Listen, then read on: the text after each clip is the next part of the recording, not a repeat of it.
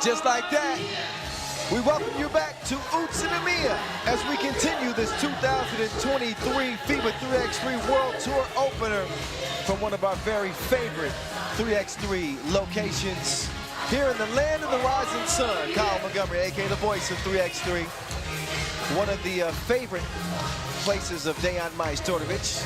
He's got his own fan section here. That comes when you've been playing here for 8 years. Shout out to Dejan Majstorovic, whose UB team have started off 1-0. We got 4 games down, 8 to go for the rest of day 1. Top 2 from each group advance to play tomorrow for the quarterfinals, as each squad takes aim at a $50,000 bag. Huishan NE, the defending champ from a year ago, are getting ready to get back on the court against the Aussies, mate, of Sydney CLBEXE. Our first look at them. Haven't seen the Aussies on the World Tour so much over the years, so good to see them here. They did not have to play in the qualifying draw, so that eliminated some of the obstacles in their way. So we'll see what they do with the fresher legs, I guess you could say. But out come UB again, and I believe that Nemanja Barac was their leading scorer in that opening win. Of course, they start the day with a 21-17 win over Sansar MMC Energy. And Barac is joined by 3x3's all-time leading scorer, Dejan Majstorovic, the Beast, Count Bronchula. I just made that up, Count Bronchula. Do y'all like that one? We might go with that nickname from here forward. And we're going to stick with Dr. Strange. Strahinja Stojic, the world #1. They're looking for their second win. Trying to start another streak to start this year. UB, who started last season with 4 straight event titles. They're going to lace them up against the Aussies, who, again, a big question mark. Big, the operative word, though. These dudes are supersized. They got Cooper Wilkes, Lucas Walker, who I just saw participate at the Asia Cup in Singapore just a month ago, as Australia made a run to the gold medal game, took a silver. Luke Jameson and Mike Golding representing this Sydney squad. And here they are.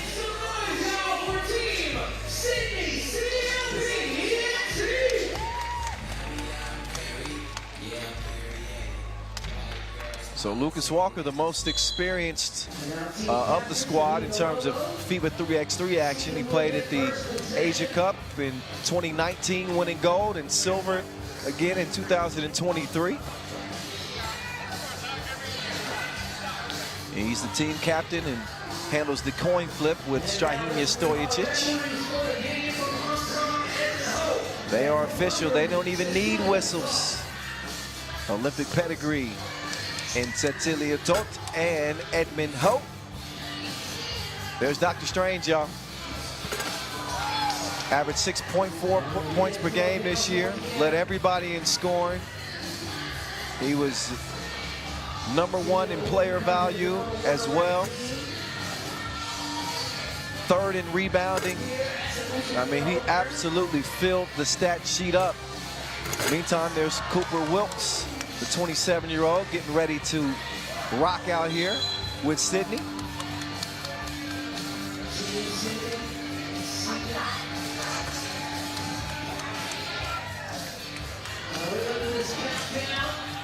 Maestro making his final preparations with his team.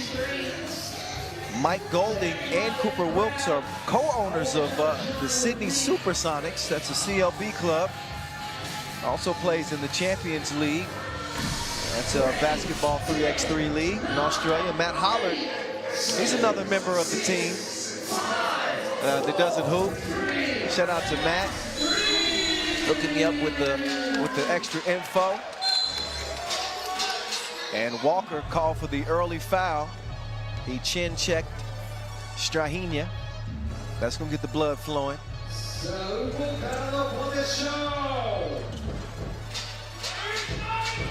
Brankovic trying to clear some space. He does. Couldn't give him a taste from 2 range. Long rebound. Walker smartly lets it go out of bounds. Lucas Walker, also an owner. I mentioned Golding and Wilkes, but Lucas Walker is the owner of the Illawarra Heat.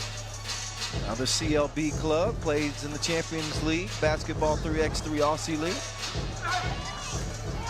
And they're getting busy. Underneath early. Wilkes with the opening score for Sydney. BREX tries to muscle one up. Too strong off the front of the rim. 3rd time's the charm as he sticks with it.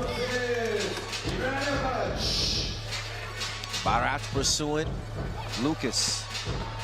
We're gonna pretend like that shot didn't happen. As the maestro will start to orchestrate. That's a foul on Sydney.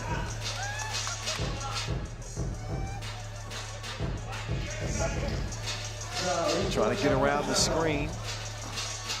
Stojacic will loft it down low. BREX hits the deck. That probably hurt the floor more than it hurt him.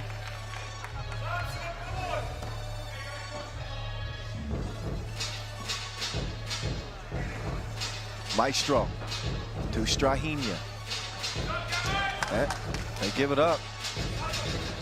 A team that does not turn the ball over often, but I think the length of Sydney may disrupt some things in their attempt to feed it down low. Majstorovic still struggling from long range. BREX having no issues cleaning the glass. And a push called on Strahinja. I think they're going to attack Strahinja, given that, not that he's not strong, I'm not saying that, but he's a little light compared to some of these Aussie players. Wild shot, chunked and missed by Golding. Dr. Strange with the rock. And finishes with the fillet. Sydney are going to give it right back over to the Serbians after stepping on the line, but another look at Strahinja. Great body control on his drive to the bucket. He's able to shield off Jamison and finish on the right side of the rim. As BREX, he'll hand the cookie over to Brankovic.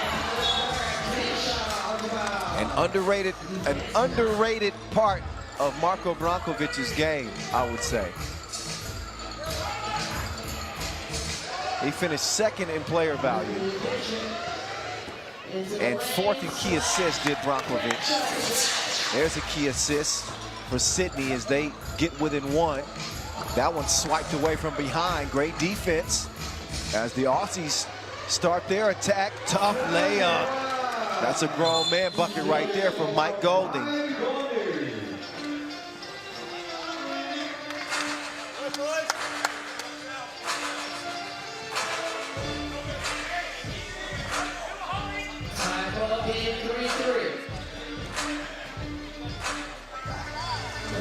Brankela, he's a 40% gunner from beyond that 2-point arc. You cannot leave him alone. An unsung hero on this star-studded UL team. Count Brankela will get a rest.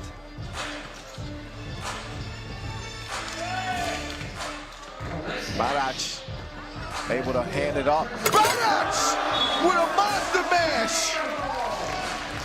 That was a Hulk smash right there. Check out Nemanja BREX with the Hulk smash.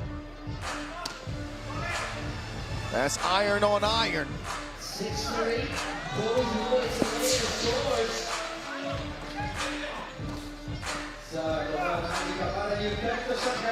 Strahinja, oh, the sorcery from Dr. Strange as he contorts for the layup. 7-4, ooh.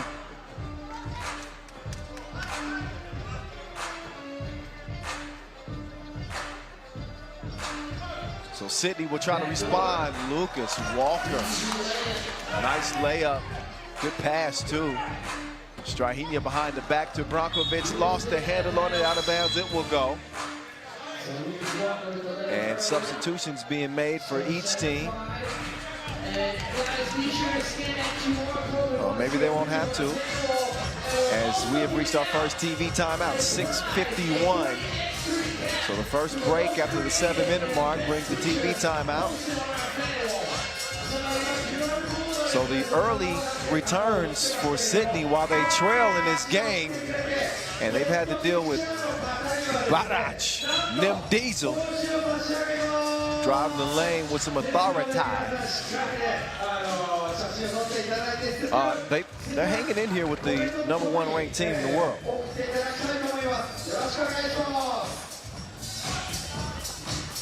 Oh, precision pass right there. Golding setting the table beautifully. 7-6. Oh. Strahenia lost it, got it back. Strahenia. He got hang time like Iverson's braids. Gets the score.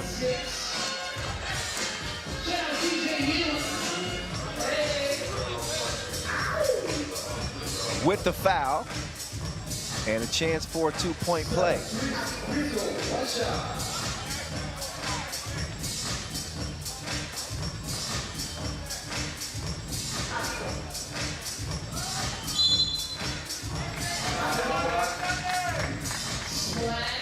9-6.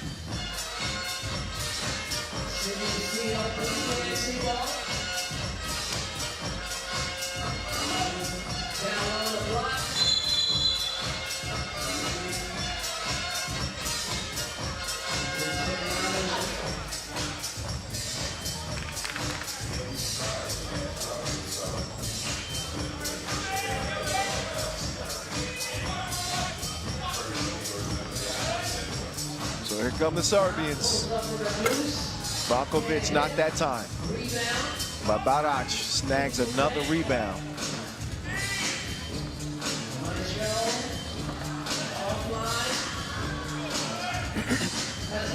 Brogula, no. Right back to him. Wait a minute. Offensive foul. That one called on Barach.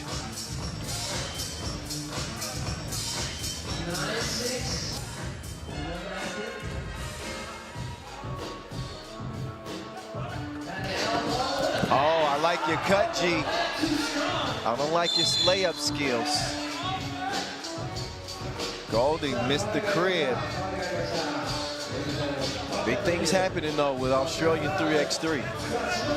CLB just signed a 3-year extension deal with 3x3 EXE to host their league in Australia starting in August. Gonna have 4 tournaments, I believe, when all CLB clubs will be participating. Nobody wants to participate with Dr. Strange at the rim. He elevates and detonates with a 2-handed flush. Nobody had more dunks than he did in 2022. Clear lane, he does his thing. It's 10-6. Oh. Tripping foul called on Maestro.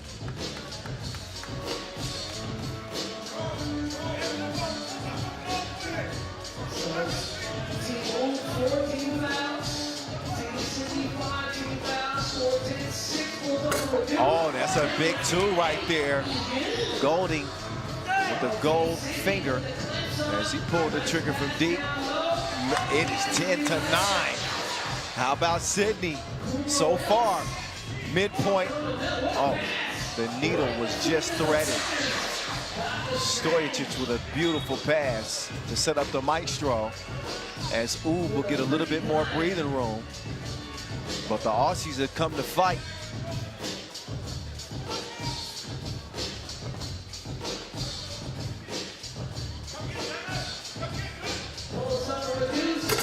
That 2 comes up short. Lucas Walker runs to the rebound, lost the rock.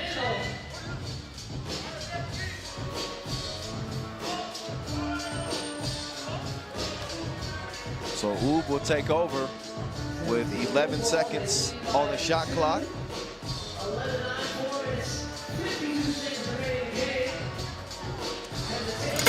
Oh!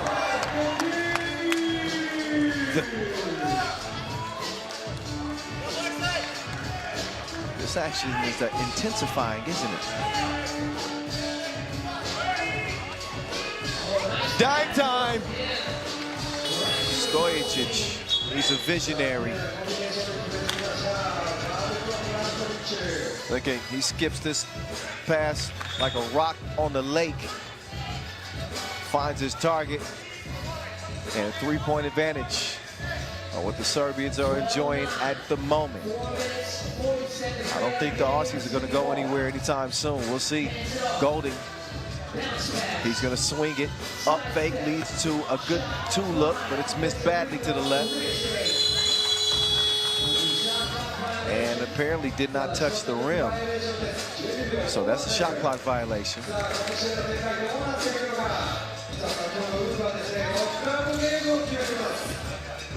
Oh, errant pass, broken up. Aussie interior is tough. Walker coming around. He's denied at the door. Maestro with the D.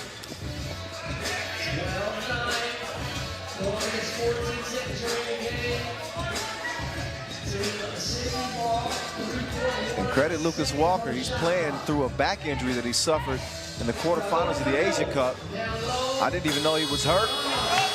Meantime, Cooper Wilkes off the glass. Barac will drive and kick.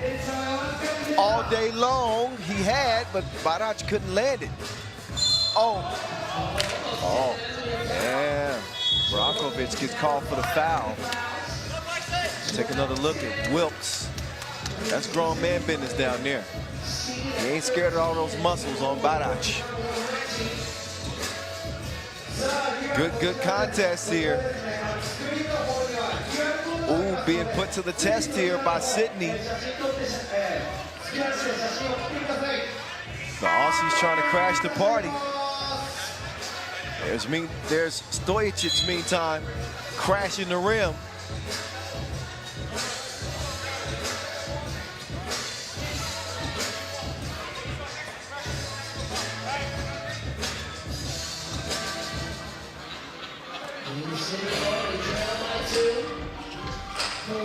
Walker, not ever. Oh, things getting testy. I like the grit that we're seeing from Sydney here. Even after the whistle, refusing to let Strahinja make a bucket. That's like when Kevin Garnett wouldn't even let his opponents make practice shots and timeouts. He'd jump up there and smack the ball out. That's a true competitor right there for you. Maestro all alone. He cannot orchestrate any string music that time. Oh. SwishEXE, y'all. He's going to call for travel here. Yep. He did the electric slide. Take another look. The up fake. Oh, yeah. Oh, yeah.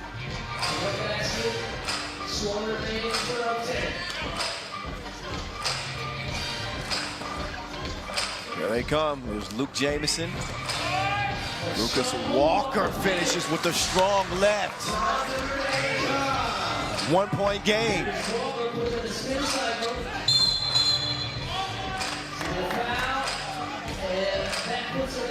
Take another look.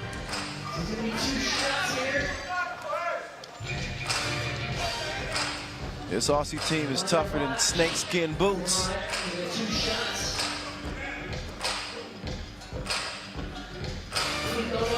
Their seventh foul, though, puts Barac on the line. And then Mania misses the first of two.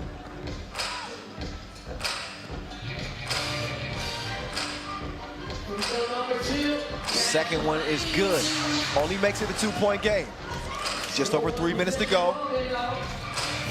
Nice sharing of the ball. But that touches nothing but oxygen. And what a pass.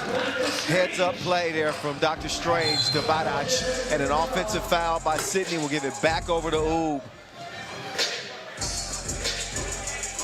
Apparently Luke Jamison was moving on that screen.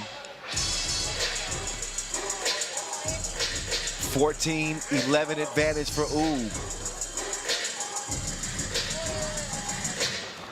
Walker in hot pursuit of the Maestro. The Maestro put that through a pinhole. Precision pass from the Maestro. 15-11. Anything you can do, I can do better. Strahinja out to the Maestro. Quick trigger, and it's a misfire. Baseline drive by Luke Jamison. He's been asserting himself on the offensive end with 2:26 to go. The Maestro to the hole, no. Golding with the rebound and quickly get it out to Walker. Walker, quick draw from the corner, not happening. Brankovic trying to work some screen and roll with Dr. Strange. Dr. Strange around the corner to the hole. 16-13, Walker. Back to a one-possession game. 2 minutes to go. 16-14, another.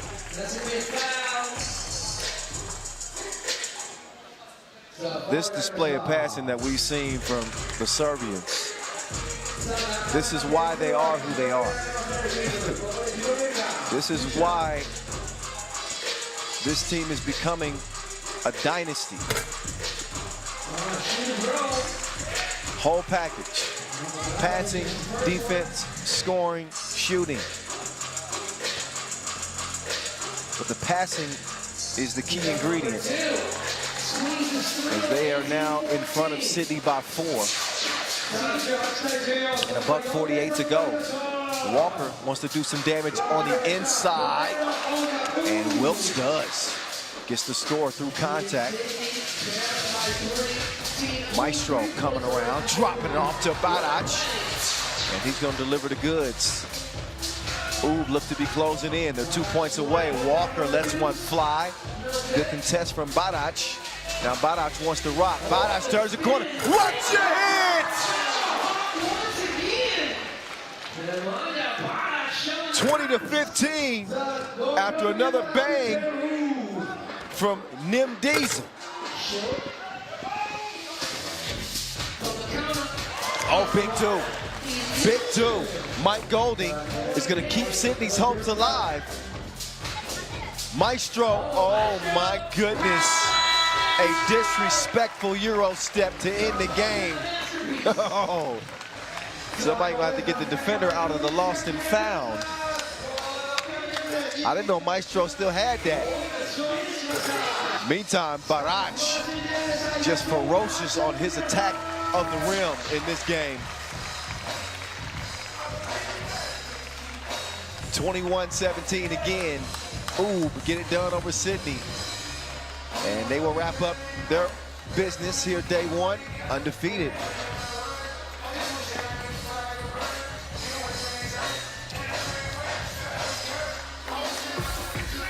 But a good contest. That was fun to watch.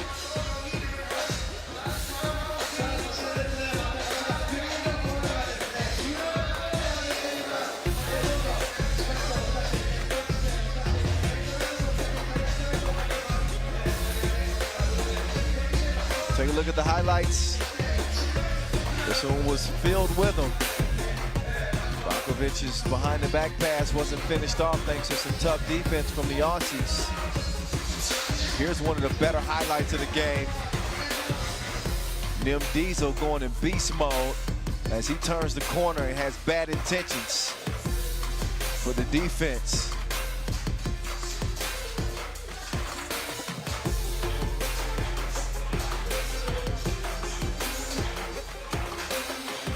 Strahinja also getting up to get down. As he gets around the defender, throws it down with 2. Credit Sydney though, they kept fighting this one. This was not a game where Oob was going to feel comfortable. They didn't get any comfortable distance until the final couple of minutes or so when they extended the lead to 4. And that's when I think they felt like it was a done deal. And they were able to dispatch of Sydney with plays like that. Badac with the one-hand poke, exclamation punch to help.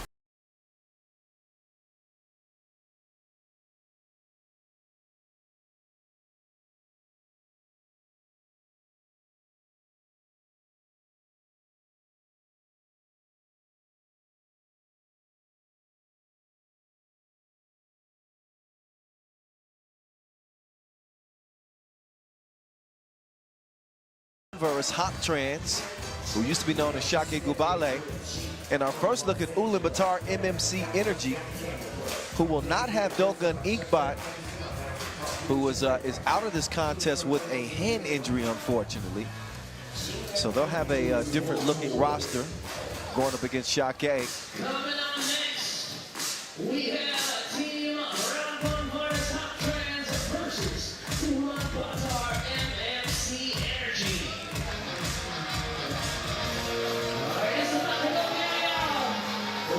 All right, all right, all right. Let's get to it. Time for the player introductions for game number 7. You saw him earlier lose in a heartbreaker to Partizan, 16-15, thanks to an Ivan Popovich, Maurice Lacroix buzzer beater. We'll see if Raudondvaris can shake that off and get back to their winning ways. As their quartet of hoopers take the court now.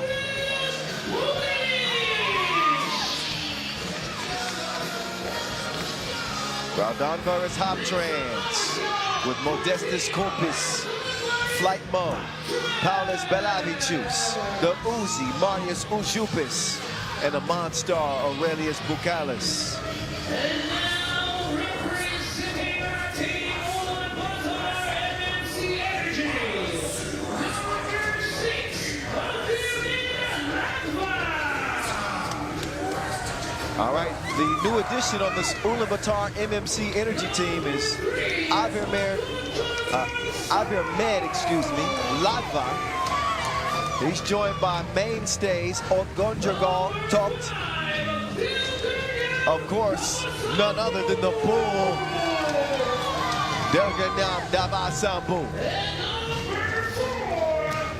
And the player coach, one of the sharpest shooters in the game, Steve, Sir SwishEXE.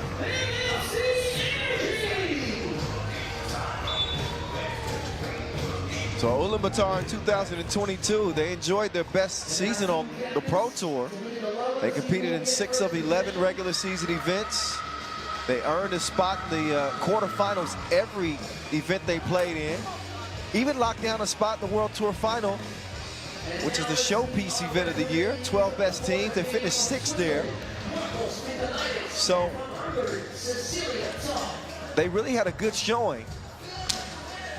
And we just saw Derganam Davasambu earn a gold at the Asia Cup, taking home MVP honors.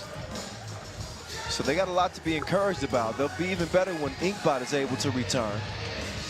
Right now, they're going to have to find the answer for Marius Ujupis, who's normally good for 6 points per game. That's at least what was his average last year. So we'll see if the Uzi can find his touch in this one. The Bull Davasambu, 33 years old. Again, that Asia Cup MVP. Riding high this year. Saw him expand his game a year ago. Averaged 5 points, 4 rebounds per game in 2022, did Davasambu. A capable 2-point shooter, but he just needs to shoot more. Only took 24 attempts from 2 range last year. Certainly got to step up his free throw shooting. 47%.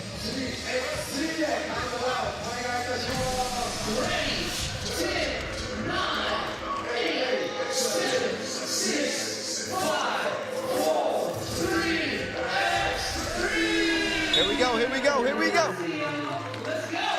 Raudondvaris and Ulaanbaatar. The Lithuanians will start with it. Uzi on the attack, going at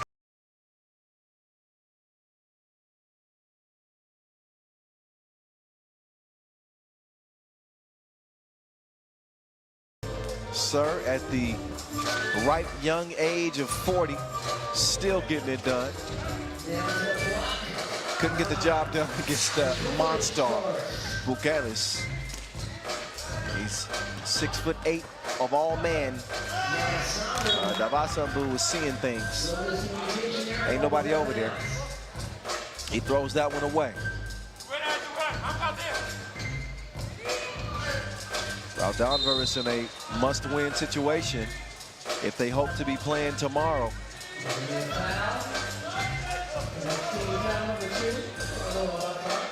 Partizan in the driver's seat, obviously the first team to get a win in this group. So gets called for the foul there. And official Marcos Michaelides is letting them know that next time he's going to call for a foul for hooking.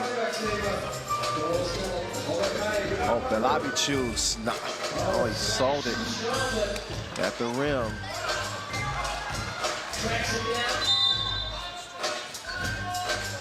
So we saw game one. Raudondvaris really got off to a slow start. They picked it up as the game progressed and were able to make a game of it, tied it at 15 apiece, and had a chance of winning. But had to watch that Maurice Lacroix buzzer beater go down in the final seconds by Ivan Popovich. They certainly want to get off to a better start this game. They need to get in sync as the Bull, active hands defensively. Gorjagal comes away with the steal. Here's Davasambu. The Bull double team. That's some good defense from Kumpis, but the Bull is going to stick with it. So the Bull playing bully ball. Ujupis, he's still firing blanks right now.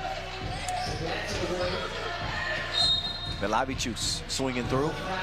He's able to draw the foul. Take another look at Davasambu. You're gonna need a whole team to slow him down. He's a one-man wrecking crew when he gets that ball within 5 feet of the rim. It is 1-1. As Flight Mode gets past the defender. Finishes with the finger roll. And then Kumpis, he gets whistled for the foul. No argument from him.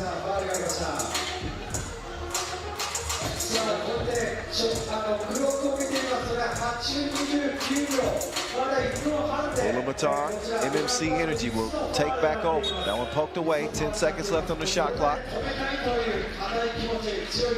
Ulaanbaatar, not so good in terms of their defensive start.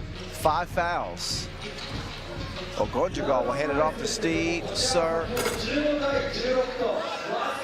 Not that time.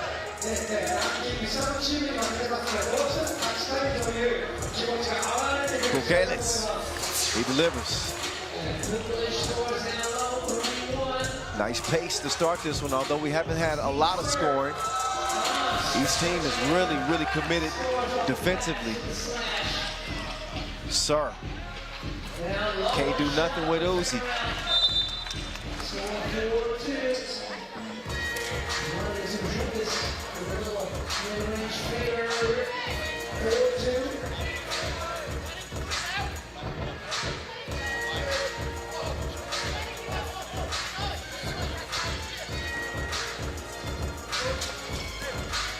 Sir on the move, and he's held up by Belavichus.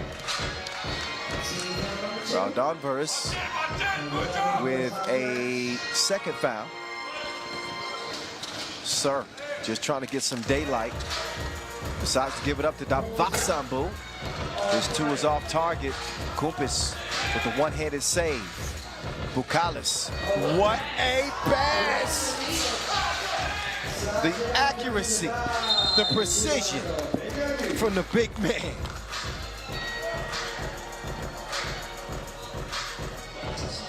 That's the definition of a perfect pass. Finds the cutting Belavichus for the layup.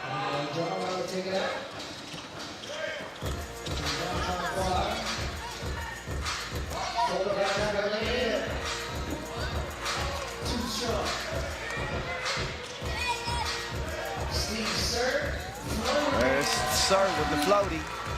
Slow on the closeout. Bukalis couldn't make him pay. Sir will track it down. Raudondvaris waiting for Dabasambu. Here comes the bull. Raudondvaris and Bukeles get tied up. And Aurelius gets called for that one. And time for a TV timeout as we are under 7 minutes in a 5-3 contest. This one looks like it's going to be a dogfight between the Mongolian Warriors and the lethal Lithuanians. Justice Kupis getting to work. And Raudondvaris was the team that was in foul trouble in their opening contest. They managed to get Ulaanbaatar in a little bit of foul trouble at the start of this game. Although Raudondvaris isn't far behind. They got 4 fouls to their team name.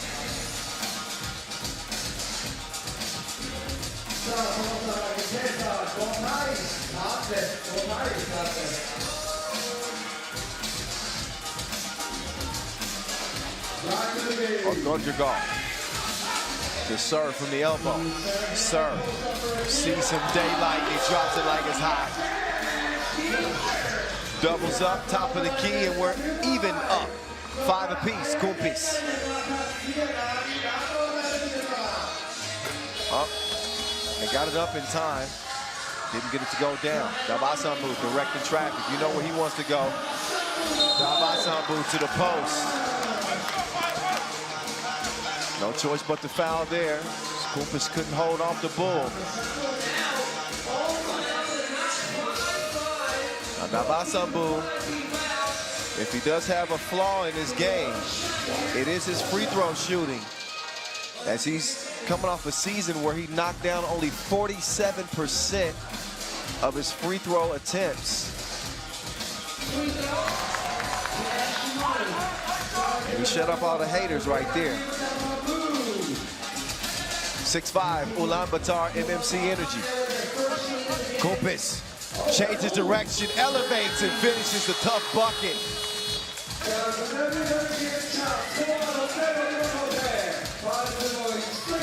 Dabasambu, no score that time.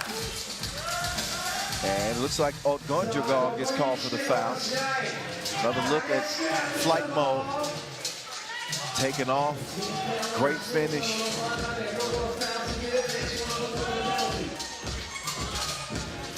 Six fouls on Ulaanbaatar, no more for them to give. Raudondvaris go down low, and Monstar delivers. Sir, the midi, and the missy.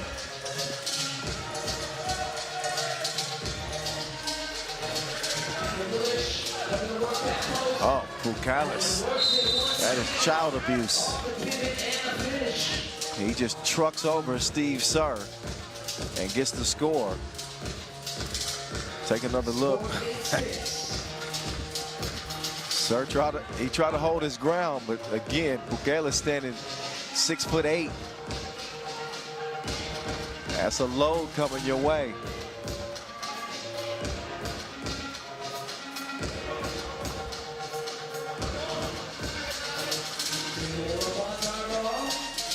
Not only standing 6'8", Bukeles, he's 100 kilos. So he packs a little bit of a punch. Dabasambu for 2. No. Dabasambu from 1. No. Stays where it's at. The Lithuanians in front by 2. Make that 3. Nice feed to the big man. He's licking his fingers after that one. Dabasambu attacking Ujupis. Couldn't put him on the bucket list. Oh, Bukeles with the fake. And he skates to the rim. 4-point contest. They're trying desperately to get Steve Sir a look. Raudondvaris, he's got 2 toes behind the line. Off the miss. Bukeles spins away. The fadeaway is a no-go. Dabasambu with Belabichus trying to defend him. Good luck with that.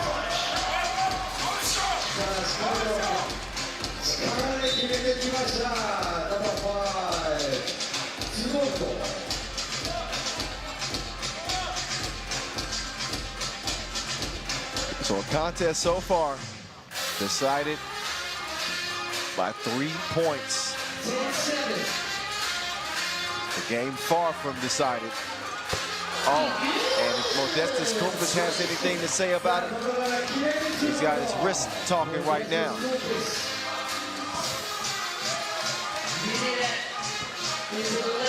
Uzi, what a score. What a score. Wide open look, goes begging. Ujupas.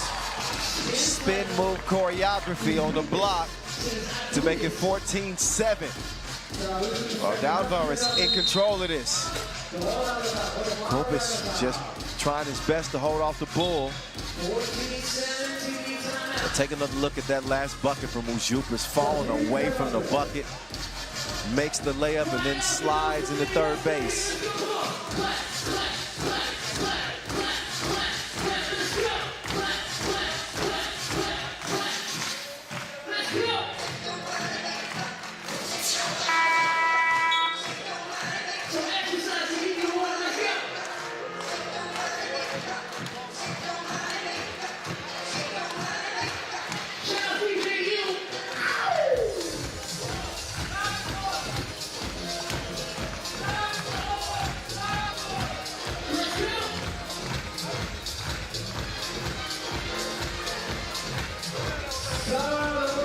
All right, back to it we go. Ulaanbaatar in possession, trailing by 7, under 4 minutes to play, and it's Davasambu. The one point scores are good, but I think they should open it up a little bit. Start looking for some twos. Raudondvaris with some good defense there to break up the pass.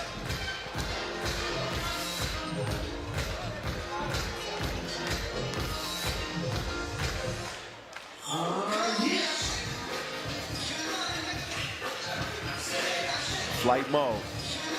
They'll open it. Oh, he throws it away. Oh, but Davasambu took his eyes off of it. He'll give it right back.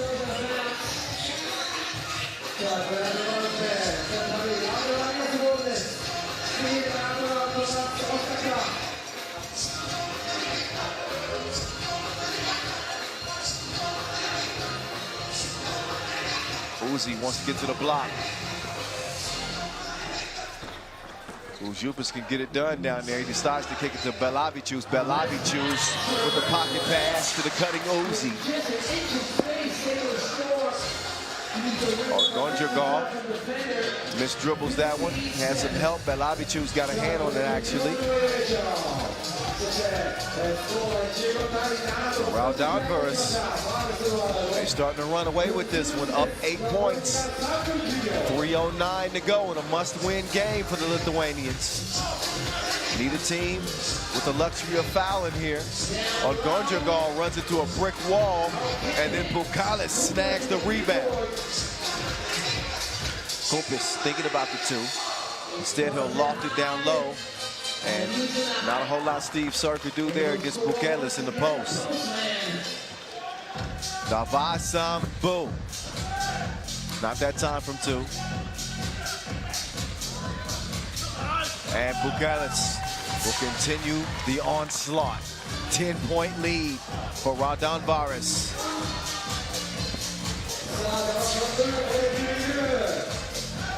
Two and a half to play. Full B action here from Utsunomiya. Belavicius with double cross. The kick to Kumpis. Kumpis does not hit it. Davasambu. He's got possession of the Wilson. Raudondvaris will swing it over to Steve Nosa.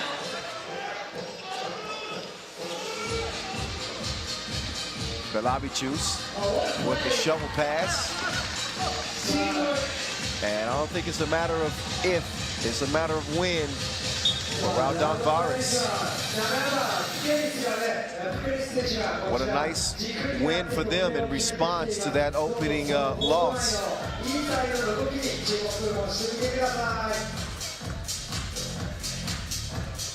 So here's how things have played out. You've seen Ulaanbaatar score 1 point while Raudondvaris has been able to add 3 since 15-7. So the offense has stagnated for the Mongolians. Raudondvaris has consistently been able to keep the points coming.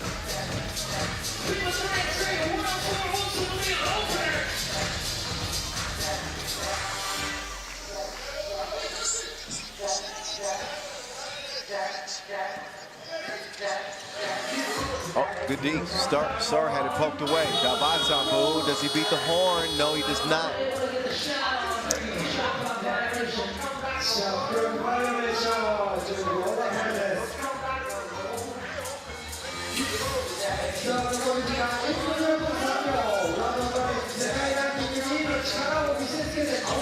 $140 and counting.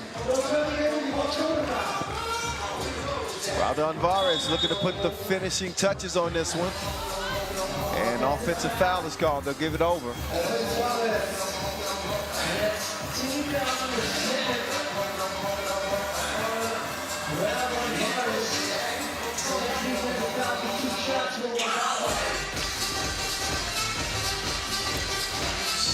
Serve for mid-range. Contact on the way up.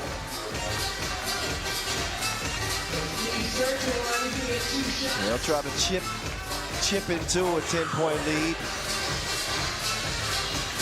I doubt that it will make a difference in the outcome of this game, as I think 10 points is going to be just too much for Ulaanbaatar to overcome.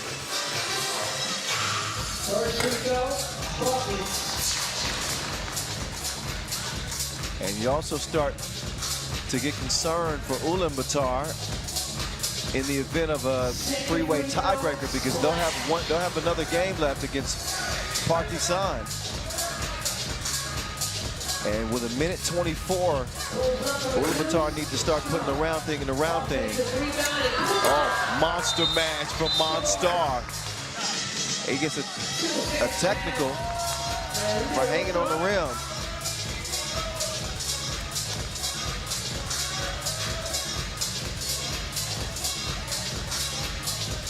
Huh.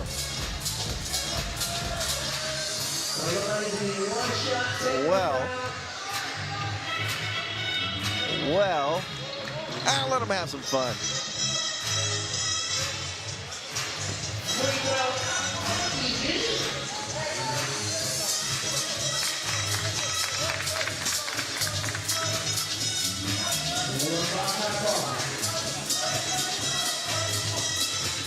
So an 8-point difference here.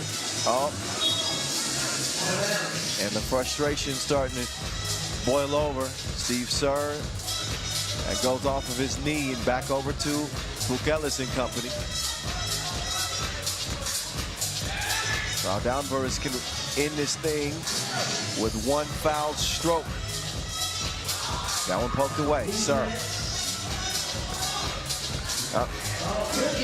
And that one is thieved from Steve.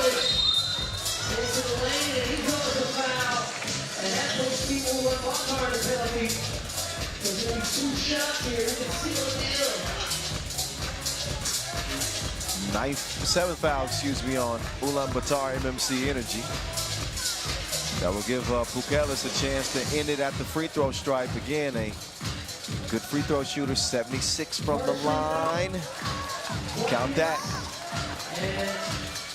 One more, and this one's a done dilly.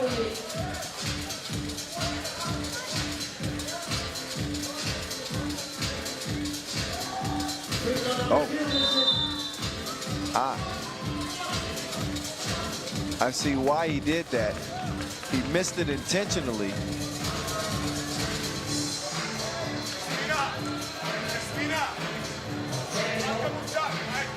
He missed it intentionally because they want to get as many points as they can in the event of a tiebreaker.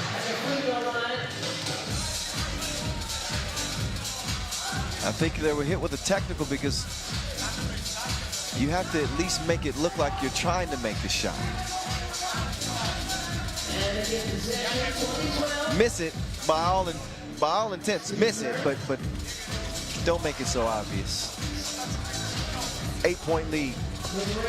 Steve Sir will get Ulaanbaatar a much-needed point. Ojupis. Oh, that looked like it was going to go down. It did not. 30 seconds to go. And the travel's called. So look for Raudondvaris to look forward to. Each possession that they get the rest of the way, you can clearly see the travel there from Gondragal.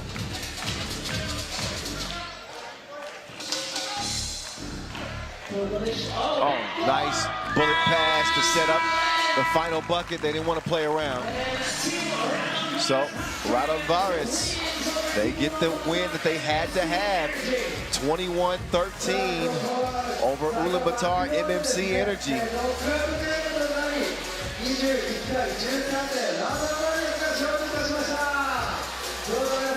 I'll leave one more game to go in the group. Ulaanbaatar will have their backs against the wall against Partizan in a must-win situation.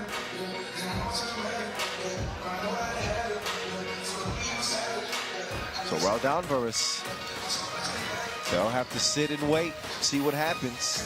Obviously, if Partizan get the win, and that makes things easy on them, they'll get the second seed out of the group. So they'll be cheering for the Serbians without a doubt. It's up to Ulaanbaatar for them to play a really, really solid game against a tough Partizan team if they hope to be playing day 2 here in Utsunomiya.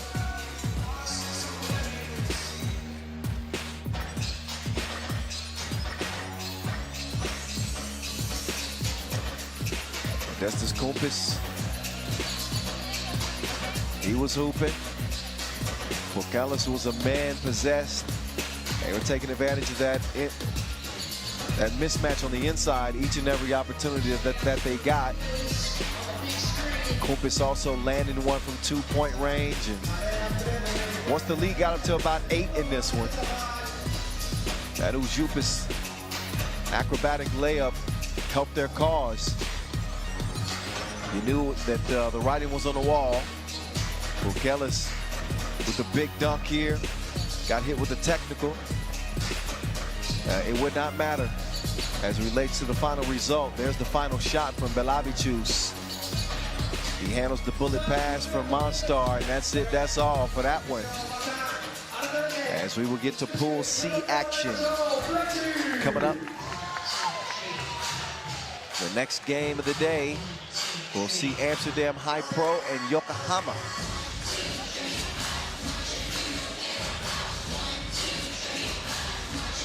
After a short dance break.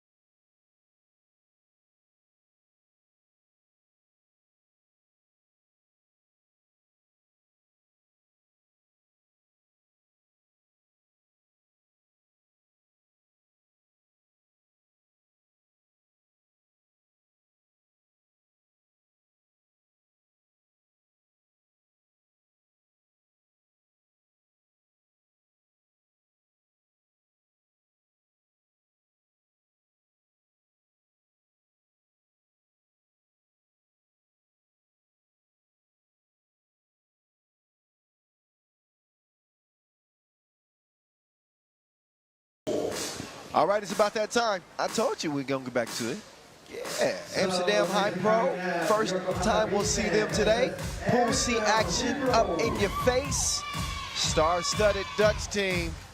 Although a different looking Amsterdam team than you've ever seen before.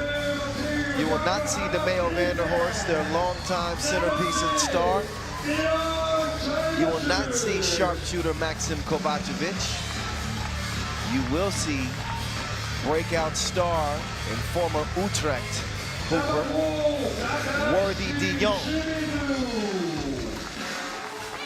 But you won't see them up first. You'll see Yokohama take the court first.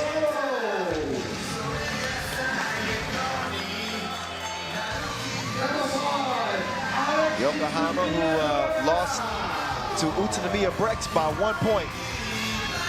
They were able to fight back in it late, but didn't do enough in the early parts of the game to stick around. So here they are: Alexis Minatoya, Milos Koibajsic, Takaki Shimizu, and Tatsuhito Noro.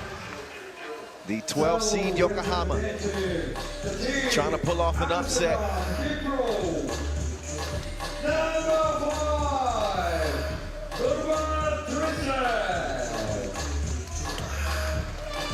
Now out come Amsterdam HiPRO. New look. They got Norbert Delissen, Jan Driessen, Games Work, and Juice. Juice with the baby face this year. It's naked as a mole rat. All right. Shaven clean.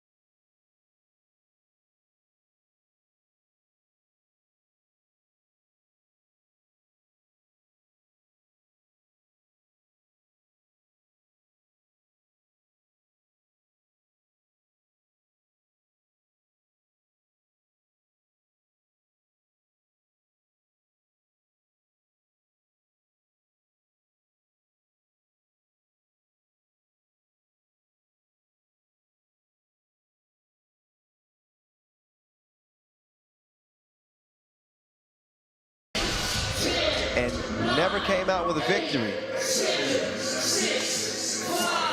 in 2022 at least. Amsterdam HiPRO will start with it. The lengthy Jan Driessen will open the possession down to Worthy. Worthy had it poked away though. So Yokohama playing some defense. We got a whistle, and I believe that foul's on the interior on Amsterdam HiPRO.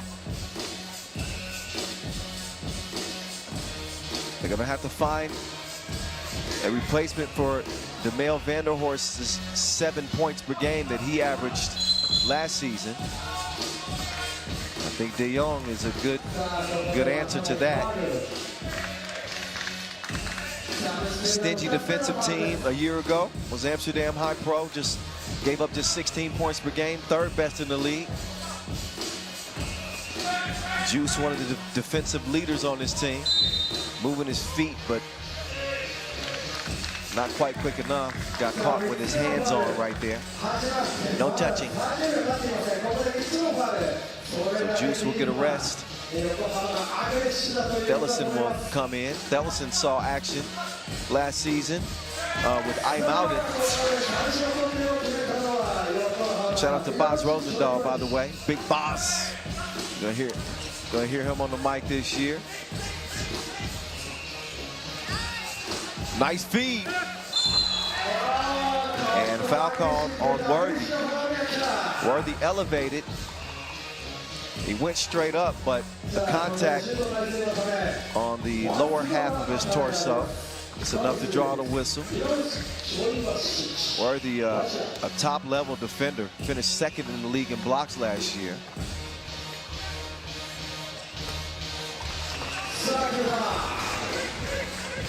As that free throw gets to its mark, there's Worthy trying to respond. Plenty of contact there. Worthy, who averaged 5 highlights per game, 7 points per game in 14 appearances last season. He will not connect on his first free throw.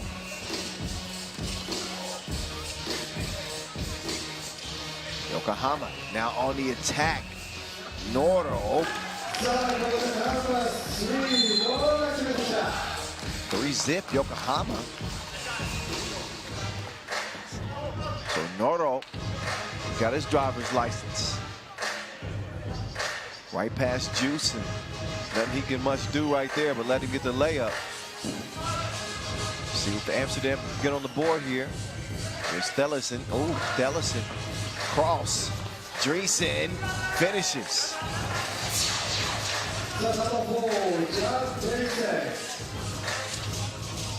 Fade away, Minatoya, rather, has it back. Minatoya waiting for the screen. He's got it. Bounce pass is snuffed out by Juice. Thellison saves it to the wrong color jerseys. Minatoya, stroke was broke. Minatoya, he's gotten some opportunities here. He just has not been very consistent from beyond that 2-point arc.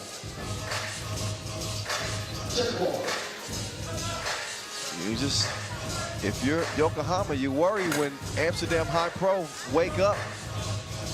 Things can change very quickly. There's Worthy missing everything on that 2 attempt. That's certainly an area of his game he wants to improve. Just 29% from 2 range in 2022 was Worthy. Dreesen now to the more high percentage attempt for Worthy. Worthy will pick your pocket. He gets the steal. I think that he's going to be the steals leader this year. I'm just going to go out on the limb here, day 1 of the season opener, and say that Worthy De Jong will lead the league in steals this year. He is a thief on the 3x3 court. Lesson. He'll make it 4-3. Amsterdam right back in it. Yokohama didn't forget the tip. Dreesen to the rim. Dreesen's gonna have to get aggressive down there. He's got great size, but going up against CLBEXE is gonna try to use that weight. Amsterdam with 5 fouls, 4 points. Yokohama leading by 1, 2.5 minutes in. Noro. Cha-ching. There's Worthy. Puts it in slow motion on the Euro step. Follows up his miss.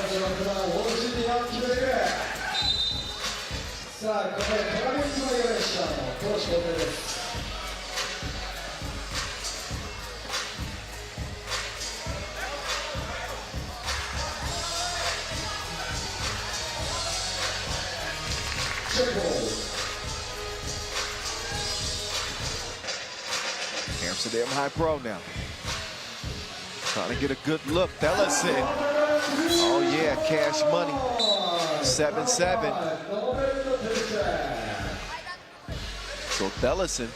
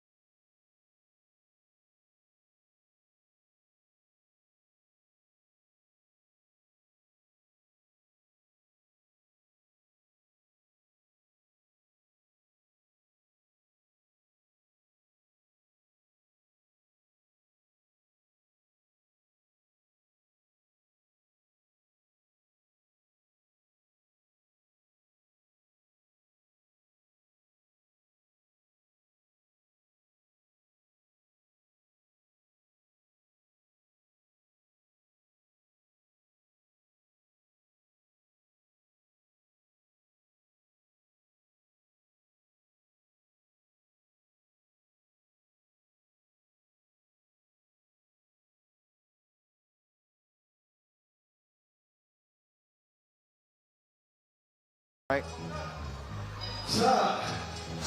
Thellesen will have 2.5 ticks to get this shot up. That's plenty of time for him to do that.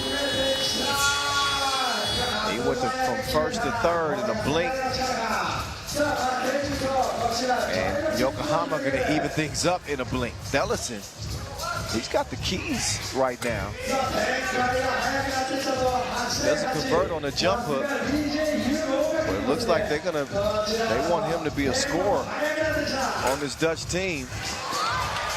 8-8. Nordo, great patience. And Yokohama are now in front. That's a foul on Yokohama. And a warning on Shimizu. Had a little bit too much to say to official Edmund Ho. He don't play them games. It's 8-9.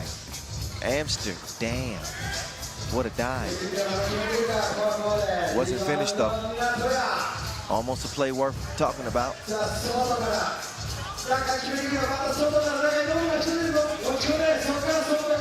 Oh, what a shot.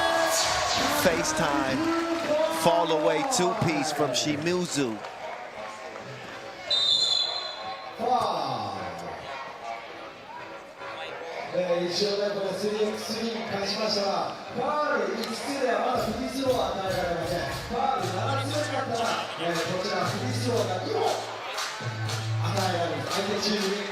Three-point game. The Japanese lead. Amsterdam HiPRO. The remodeled Dutchman. Worthy. Trying to do something strange for a piece of change. He gets a bucket. Some body work right there from CLBEXE as he lands the jump hook. Worthy with the cross. Worthy to the hole. Doesn't finish at the rim. But Dion will get a chance to step up to the stripe and shoot two. That was the 7th foul on Yokohama.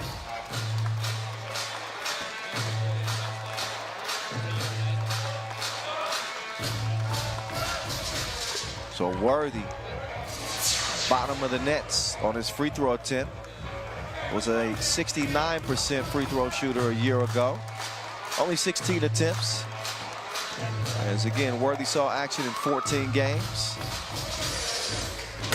And he connects on the second as well. Amsterdam within one. Noro taking it right at Dreesen. And now Dreesen is called for the foul. I believe that's Amsterdam's 7th. Nope, 6.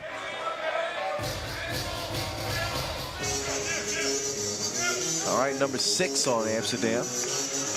But they don't have any more to give. Noro trying to spin past Worthy. Great contest at the rim. Noro got it back. Noro making his move. Noro. No.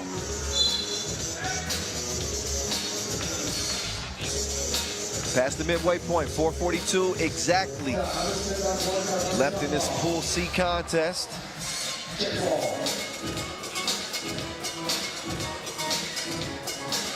Him Worthy.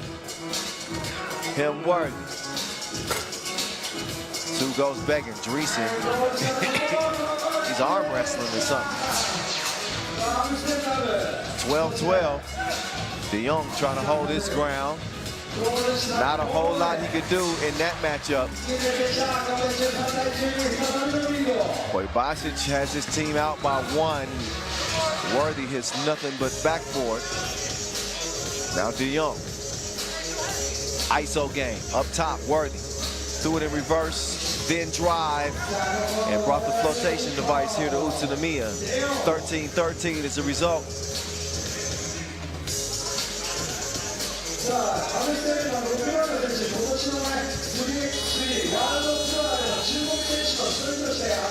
Nice pass. Thellison had it poked away.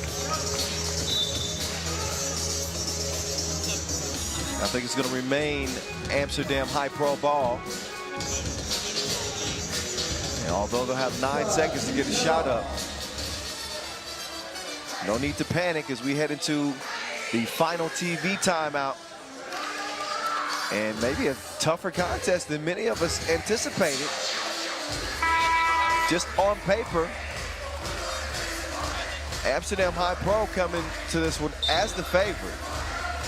Make no mistake about it, but anytime you have a newly formed team, you just never know what the results might be. Amsterdam HiPRO, the 6th seed here, and a perennial power on the Pro Tour.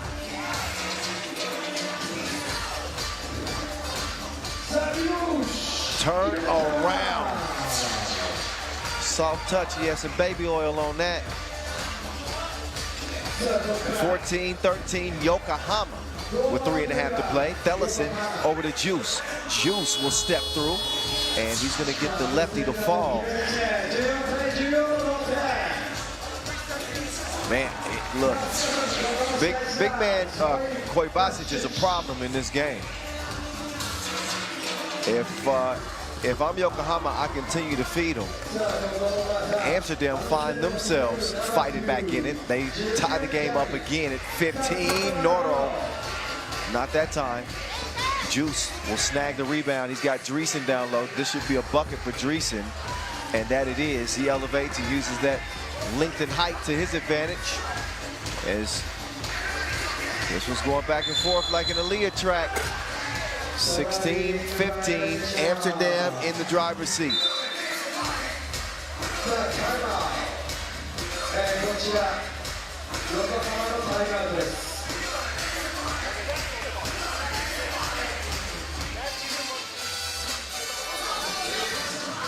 So here we go. Here's how the last scores have taken place. You can see both teams haven't been exactly pouring it on offensively. But Amsterdam, who trailed it by 1, have now jumped in front by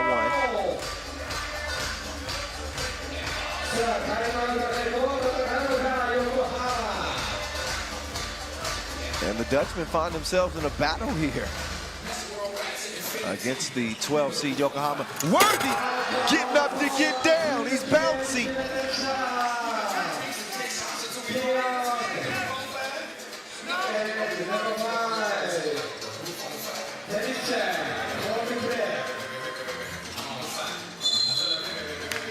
Offensive foul call. Another look at Worthy. He's gonna take the feed. And he's gonna touch some iron. He's athletic, he's explosive.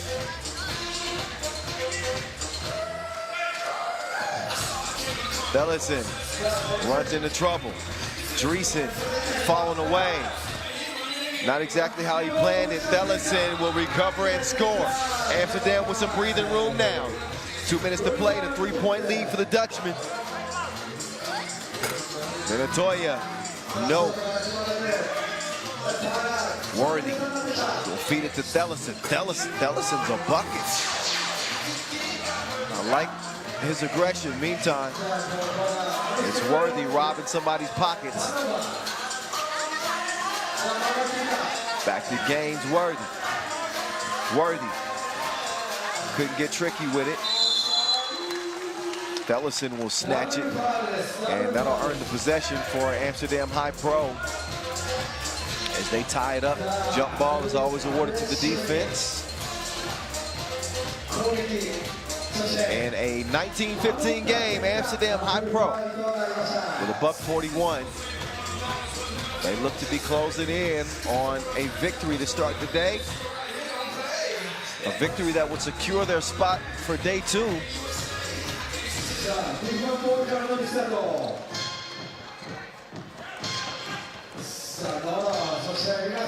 Minatoya still struggling. Worthy driving, yamming. Worthy with the rock again. Worthy, cross. Couldn't get the floaty. Oh, but the quick hands. He's a thief in the night. 21-15 as Amsterdam HiPRO say goodnight to Yokohama. The Dutchmen poured it on as they win it before.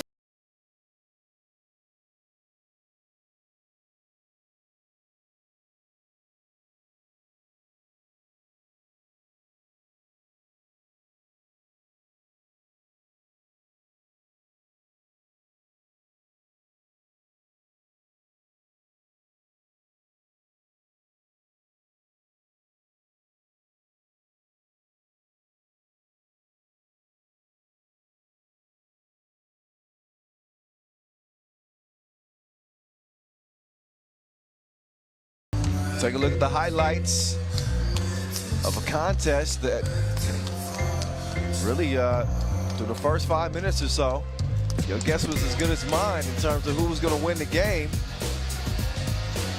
As Yokohama was fighting tough.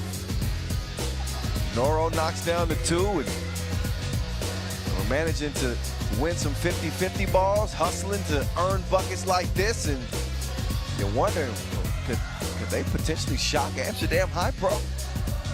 Crazy shots like that, one-legged release. But as the game wore on, Amsterdam HiPRO began to wear down Yokohama, who obviously have been eliminated from competition. We won't see them tomorrow. And then Hype-worthy got to work. And he can show you what all that hype was about last year. He's living up to it. Excuse me. When you talk as much as I do, sometimes your voice goes out.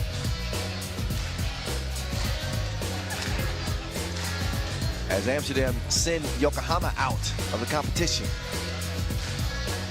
We'll see Amsterdam HiPRO back in action again, and see if they can close the day with a win over Utsunomiya BREX.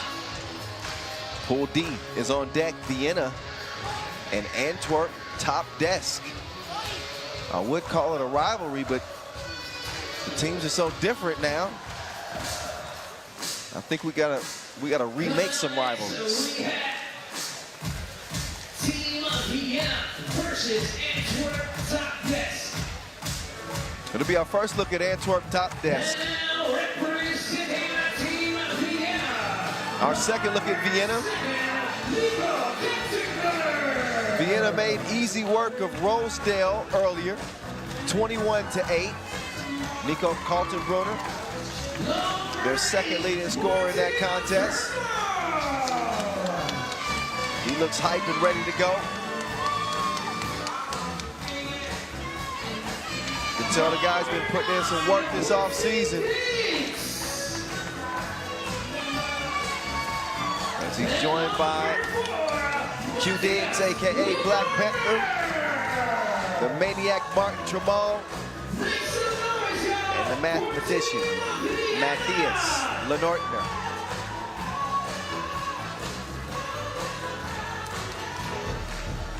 So Vienna's still looking strong. A relatively quiet game for Quincy Diggs. He didn't have to do much because Lenortner was leading the way, inside and outside.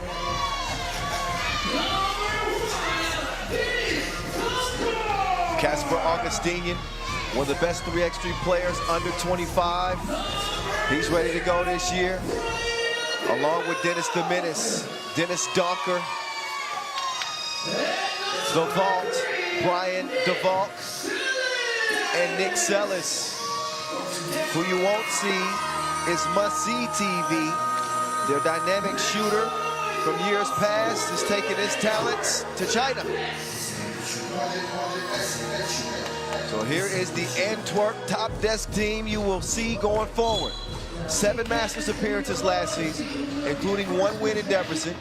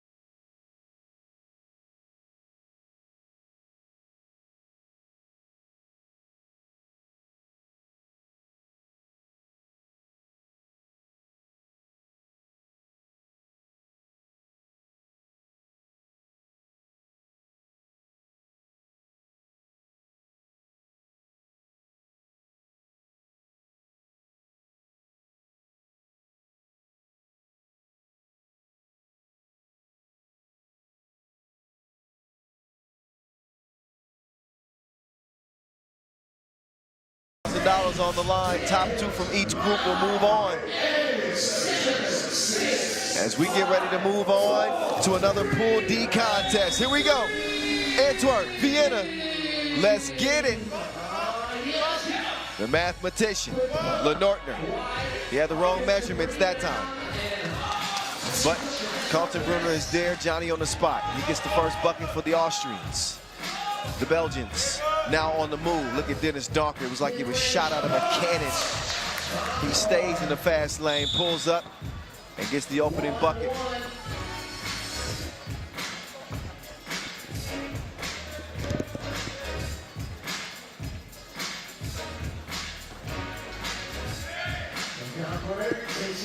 Kaltenbrunner setting up a screen here for Diggs. Diggs, double cross. Gets to the paint. Defended well by Sellis. Rebound goes to Clark Kidd. Augustinian. Oh, straight to the cup. Casper Augustinian at 6'8". He's got a quick first step, great length. Again, I think this guy's on the verge of becoming a breakout star in 2023.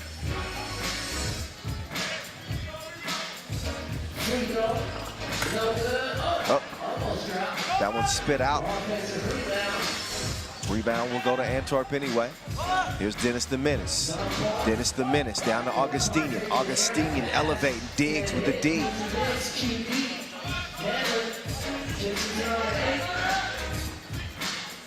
Tramal. Over to Q.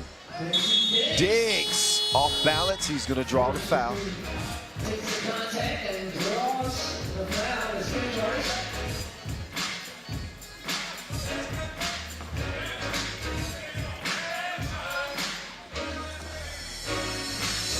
So Diggs will get one here. And it goes begging.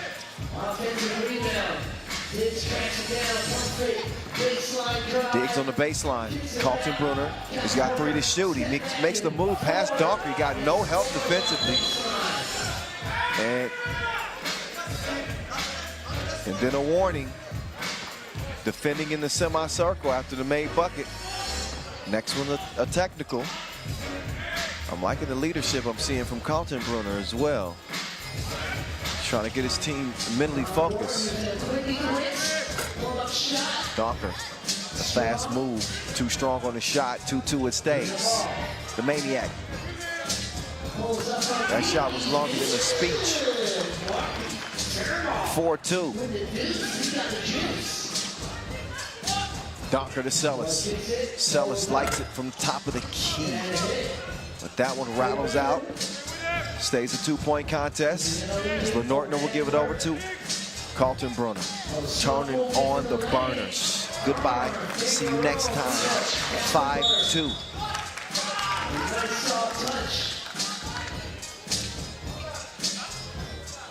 Take another look at Nico.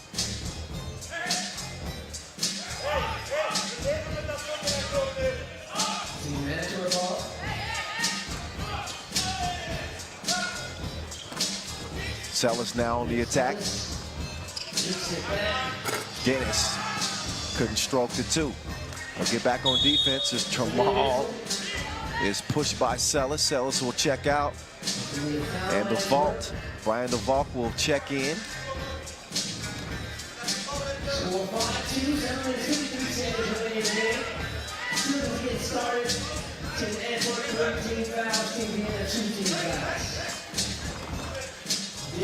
Diggs. Oh, he had Sellis out there lost.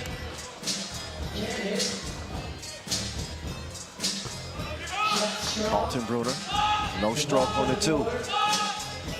2.5 minutes in as Augustinian will give it over to Sellis. Sellis looking for Augustinian. Instead, they get it over to the vault, and oh, he crashes into Lenortner. Lenortner's shaken up. Take another look. Obviously, the vault had no ill intention. He tried to avoid Lenortner, but he got him. Looked like he gave him a shot right in the ribs. And Lenortner is still moving pretty gingerly. Probably had the wind knocked out of him. He's going to get a rest. One shot. And he'll watch DeValk shoot his free throw from the bench. DeValk couldn't land it, though. So some shaky free throw shooting.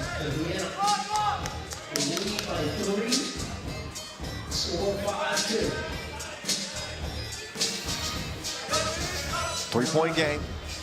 Almost 3 minutes in.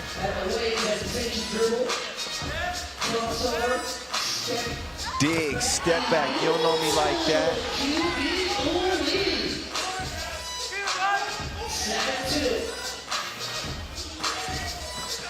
Donker, strong drive. He answers right back. Kaltenbrunner now with Donker defending. You gotta look. Oh, Dennis is being a menace defensively. Got a hand in the passing lane, threw the whole possession off. Now it's time for a TV timeout as we look back at QD with the step back stroke from 2 range.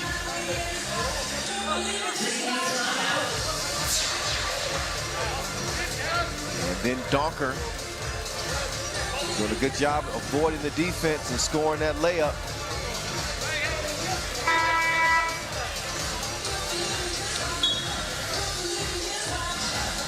Good game between 2 new teams, although the players are familiar with each other. Nobody new on the scout report.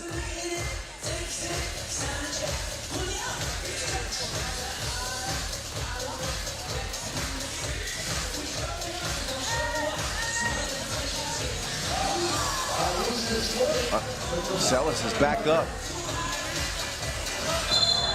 Now he's back down.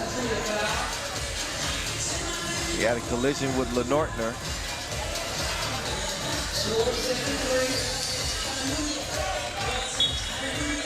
Take another look. Lenortner beating him to the spot.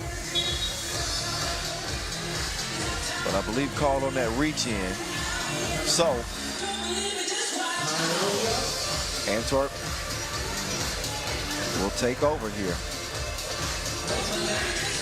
Fresh 12. Looking at a 4-point deficit right now. Donker, he's a capable shooter. Oh, that one's gonna count. Got the shooter's touch. Kaltenbrunner making his move on Augustine. He says, I ain't afraid of no ghosts. Cashes in on Casper.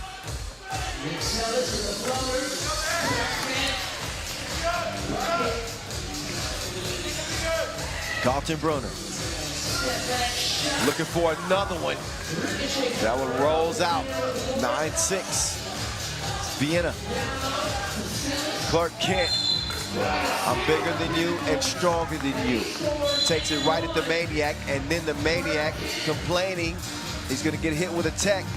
So we'll start this highlight sequence with Donker's 2-pointer that rolled in. And then Kaltenbrunner splashing one from the right wing. And then Martin Tremont having words with official Edmund Ho. And this officiating crew is going to keep this game well under control.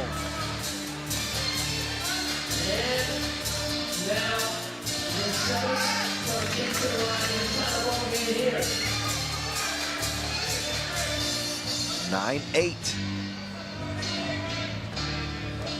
But Sellis could tie it right here, right now, and he does. Strings from the line. 9 apiece. Vienna's early lead was gone. All net, all wet from QD.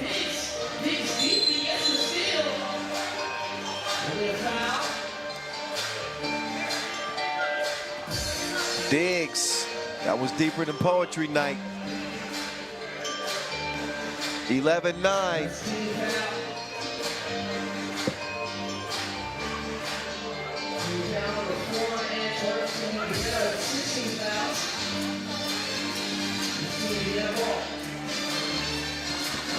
Lenortner trying to make his way through traffic. Diggs now coming around. Look, my one hand. The lefty scoop. Now the vault to the crib. Good D though from Diggs, threw it off. Now Diggs, he's got the vault sealed, or he had him sealed. The vault up to Dennis the Menace. Offensive foul called on Sellis. Another look at the flavorful scoop from Diggs. Midway point. Oh, the Black Panther. He snatched him, but he couldn't cash it.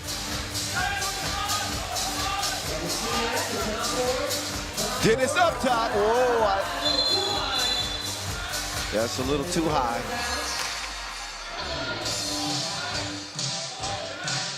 But Augustine has been known to go and get those. That one just a little bit out of reach.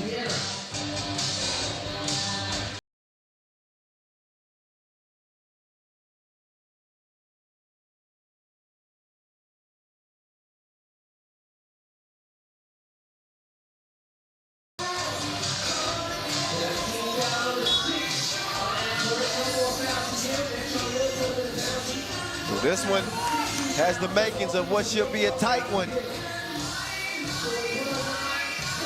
Could go the distance. Kaltenbrunner sprints to the rim, missed it. Each team with 6 fouls. Vienna back in front by 3.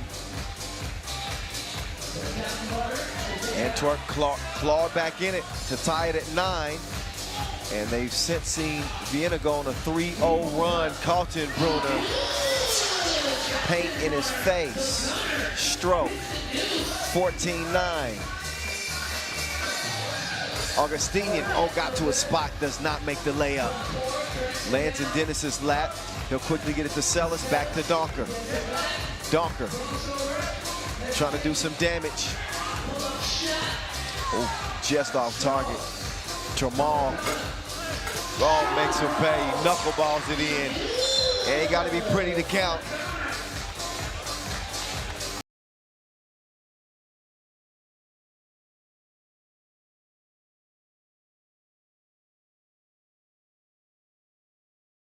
He just made a 2-point shot. 16-9.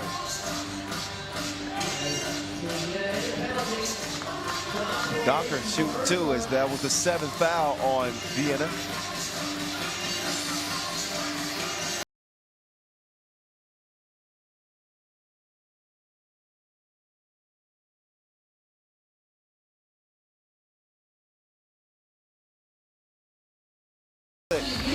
Two for 2. 5-point difference. Donker trying to stop that pick and roll, couldn't do it. Lenorton, great body placement. Vienna, they lead it by 6. Augustinian, all oxygen.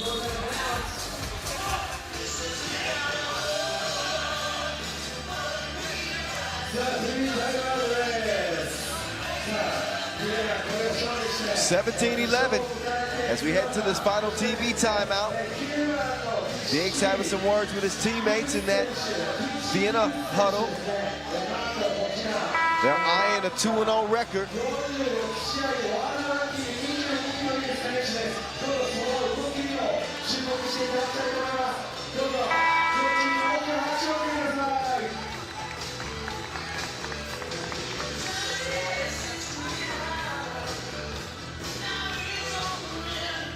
There's Diggs making his move. He can take the vault off his to-do list. Up top, on it. Oh, Augustinian couldn't put it on his back.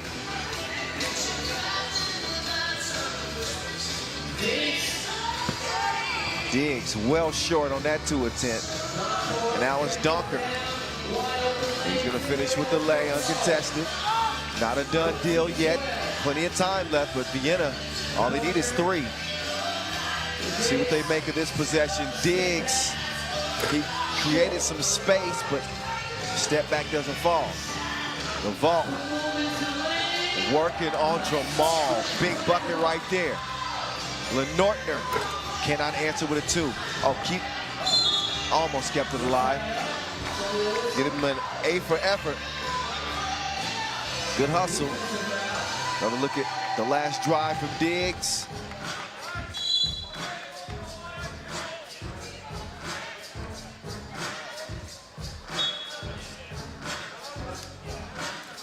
So 18-13.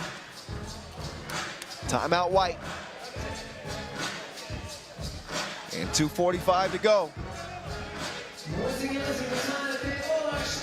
We'll see if the Belgians have one more charge left in them.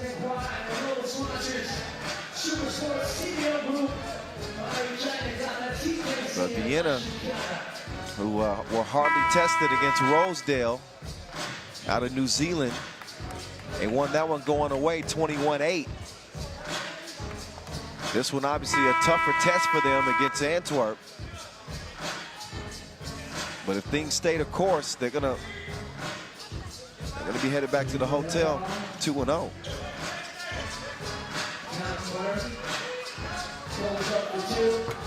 Oh, Carlton Broner just a little long on that one.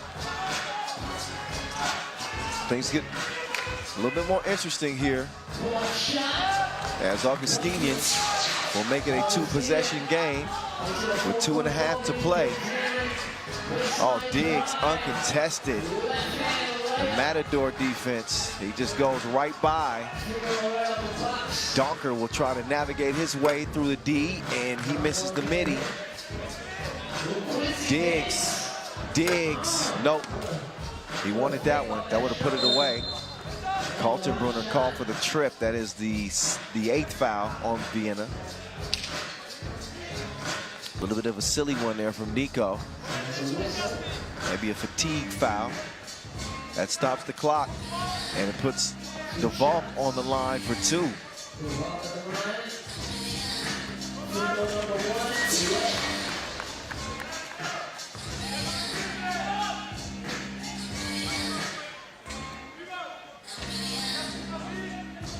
This is an important free throw because it technically will, oh, he missed it. You know, had he made it, it would have been a 3-point game and technically a 1-possession game, because with both teams in a penalty, that means 2 free throws on any foul going forward. So if you get an and 1, you got a chance for 3 points. Anyway, it's water under the bridge now. He didn't make the free throw. 19-15. Buck 54 left. And final timeout of the game.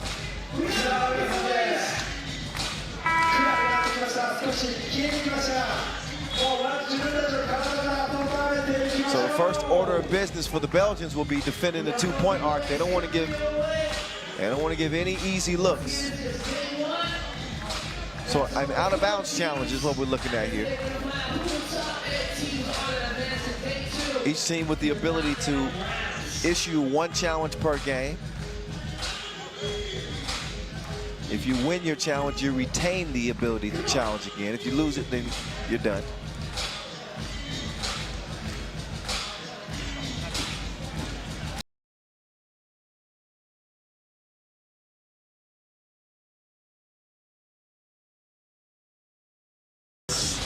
Taking turns on the turntables.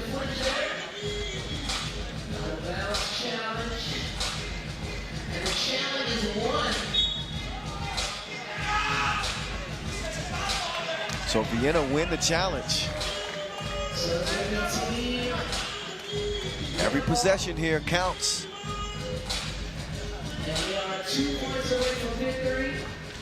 They can really put pressure on them if they attack the rim, or they can put it to bed. It's the burner. He's got it off the holster. Nico Kaltenbrunner, 21-15 as he ends it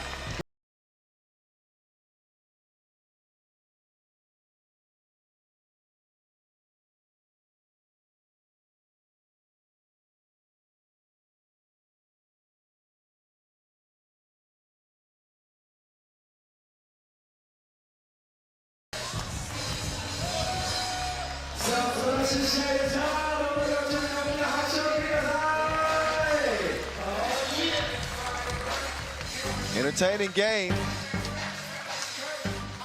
Vienna, though, for the better part of it, they led the contest. Antwerp made a charge, tied it up at 9 apiece. But from there forward, Vienna, the stronger team. They got contributions from Kaltenbrunner and Tramal from deep. Diggs was more assertive on the offensive end this game. As you can see on the step back connection right there. So Vienna, the second team to go 2-0 day one, joining UB. Partizan will have an opportunity. Amsterdam HiPRO will have a chance.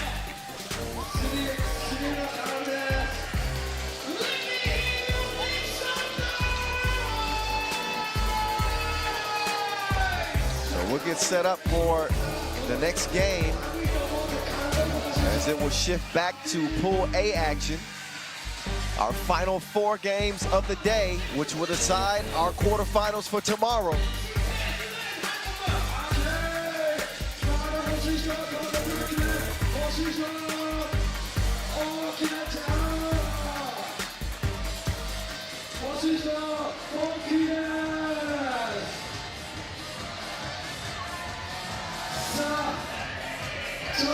So after a brief entertainment break, we're gonna let Noah Lazarus and company have some fun. And we'll be back in 8 minutes, ladies and gentlemen, as we'll head again into the final 4 games of day one here in Utsunomiya.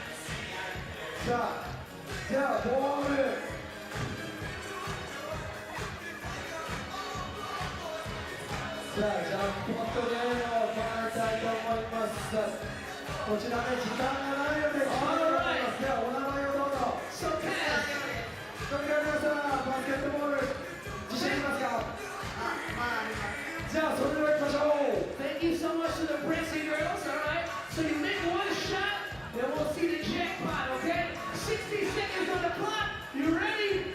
Go! All right, get your rhythm, get your rhythm. Come on. 60秒のうちにまずはしょっていきましょう。まだあと50秒。Oh, come on! You can do it! Oh, come on! You can do it! でも少しだんだん距離が。Let's see what the jackpot says. 決まったんで、まず何が当たるか。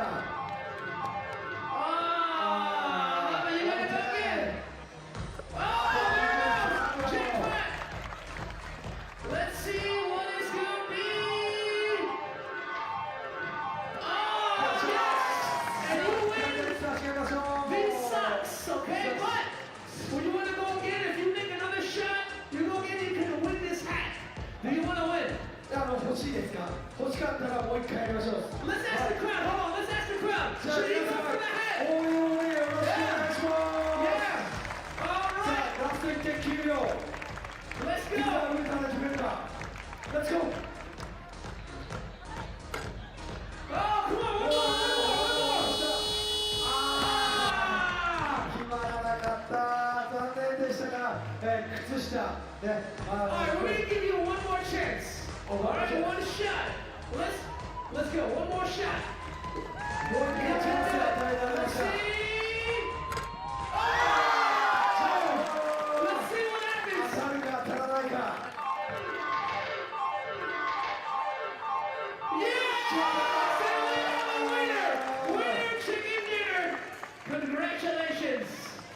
帽子かぶっておめでとう。かぶってください。さあ、そして確認しましょう。はい、写真どうぞ。Alright, let's take one this way. iPhone 見て。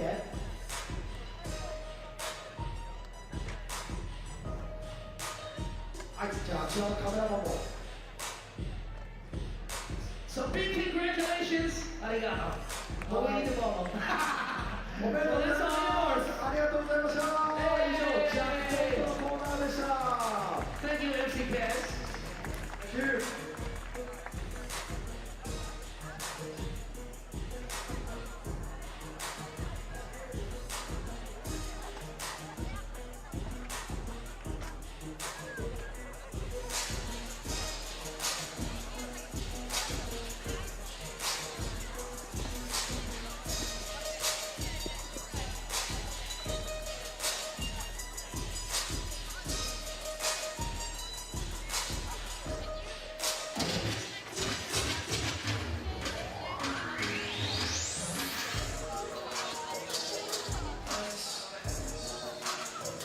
So let's break down our upcoming games that we have. At 6:05 p.m. coming up next, we have Team Sydney, CLBEXE versus Sansar MMC Energy. And at 6:30 p.m., we have Ulaanbaatar MMC Energy versus Partizan. 7:05 p.m., Amsterdam HiPRO versus Utsunomiya BREX. And at 7:30 p.m. for our final game, we have Team Antwerp TOPdesk versus Rosedale SwishEXE.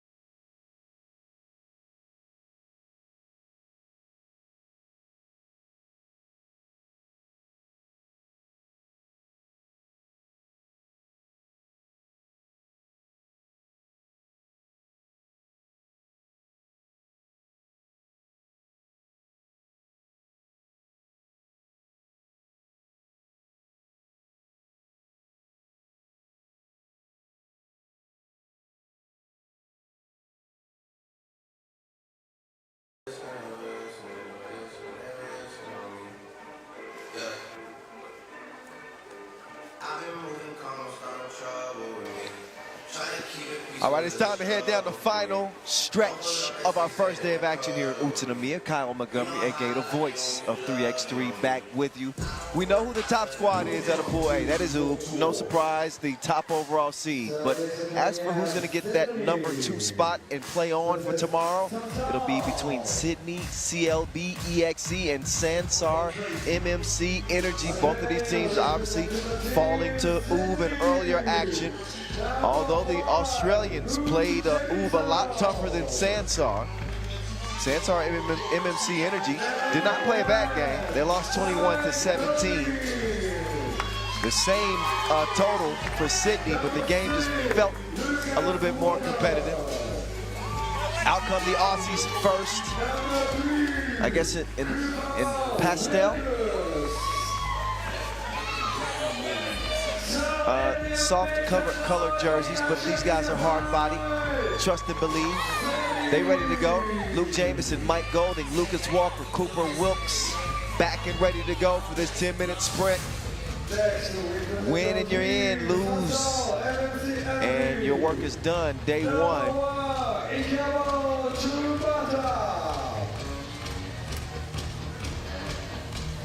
Sansar MMC Energy have got plenty of time to recuperate after playing in our first game of the day. Out they come.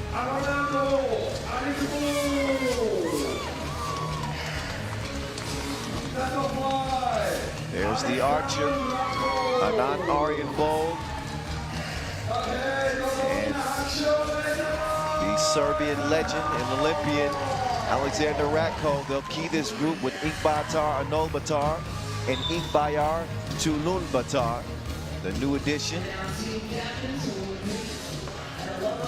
The team captains will meet at the logo.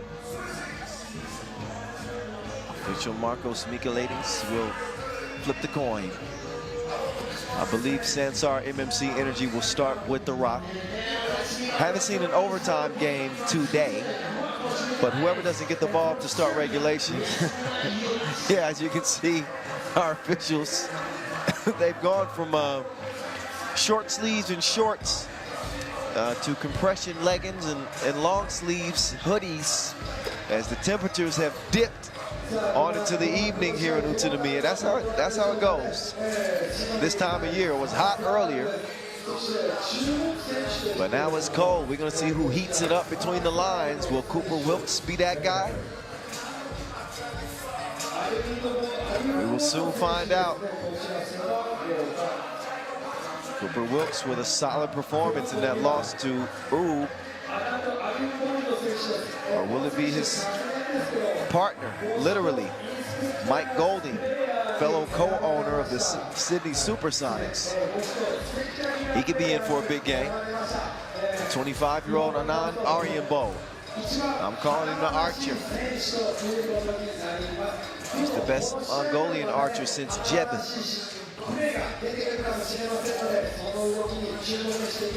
He's getting warmed up and ready.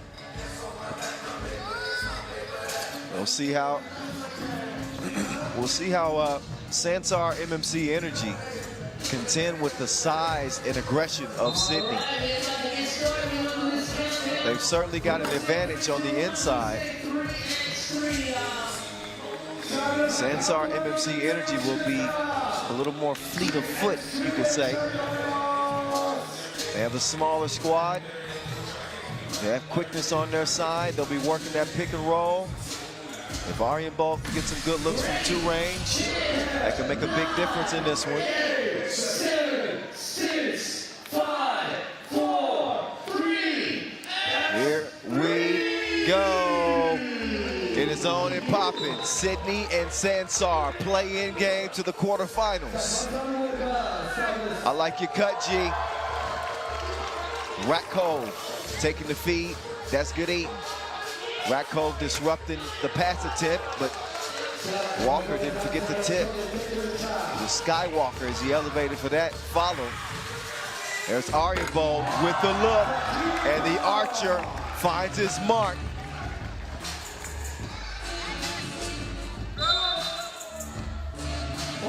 Foul call. That one on Aryanbold.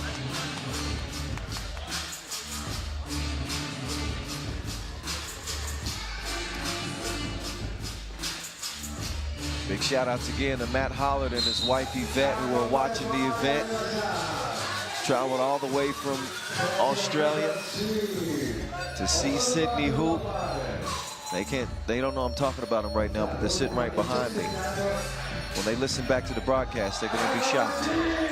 I doubt they care what I'm saying. They just care about the outcome of this game.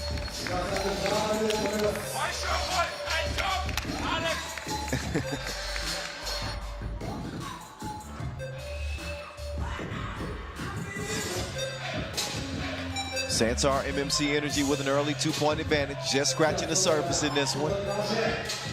Rakov, who's a master in that pick and roll, he brings that experience. Oh, that was nearly a thing of beauty, but the crib was blown.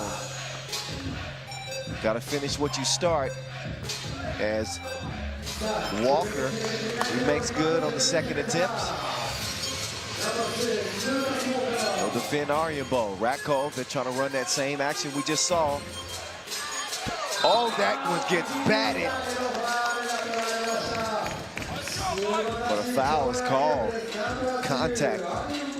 Take another look. Yep, some hand in there. So Arianbo will shoot one.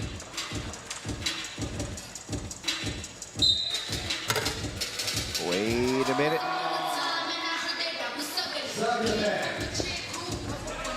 He missed it. There's a lane violation on his team anyway. So back to it we go. Oh! Just off the fingertips. Arianbo D'd up on the drive.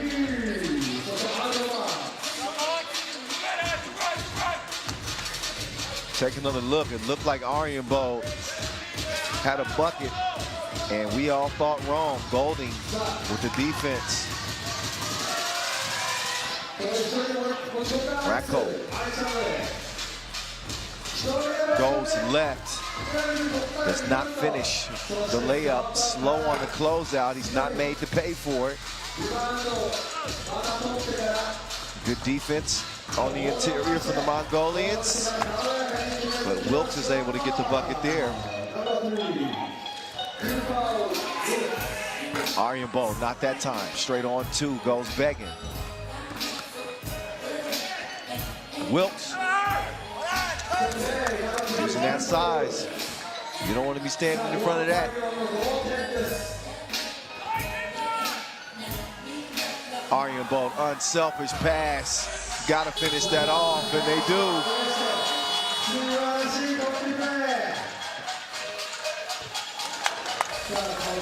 That one falls. So Jamison, he did find the bottom of the net, but that's one shot. If he just takes one step back, he gets a 2 instead of a 1. Oh, beautiful pass on the cut. Like the action so far from Sansar MMC Energy. In particular, your new addition, Ulaanbaatar. The 22-year-old's got a couple of buckets so far as they lead it by 1. Walker, he got the right flavor on that scoop, falling away. Shows great touch. We're all even at 6 apiece. Oh, the youngster. He's putting a stamp on this one. He might be in trouble. Walker had him posted. And Goldie, that one's out in space somewhere.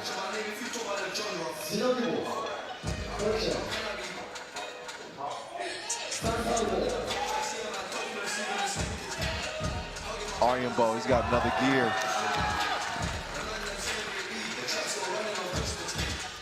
Sansar MMC Energy up by 2, but that may not be for long. Bump and the bucket. As Wilkes will get a chance at the line after this TV timeout. There's Arianbo's score. And then right back at you. Wilkes gets it to go through the contact. It's what you would expect in a play-in game. Again, there's $50,000 on the line.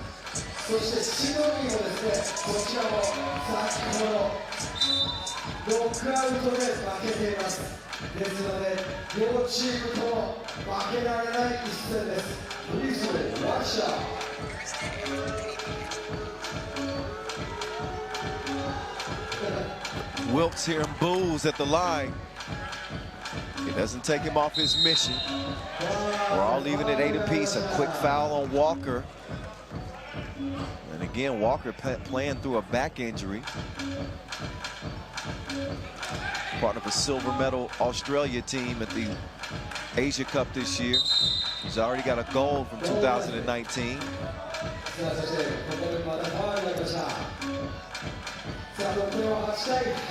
4 foul picked up on Sydney.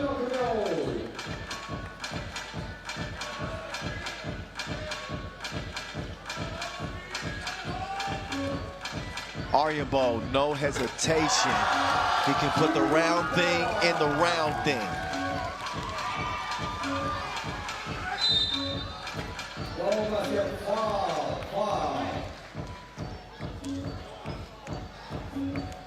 So Sansar MMC Energy doing a good job so far, keeping the larger Sydney squad at bay. Defense like that helps the cause. Ratkov. Oh, what a bounce pass to set up a Ulaanbaatar for the short range score.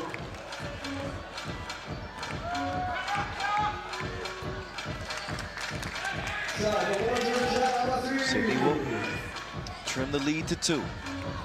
The Archer. Aaron Bow. All on point like a harpoon. Bottoms from the left wing. 13-9 as he met the net scene. Ulaanbaatar, he'll take the feed and lay it in. It's a 5-point contest. Sansar MMC Energy.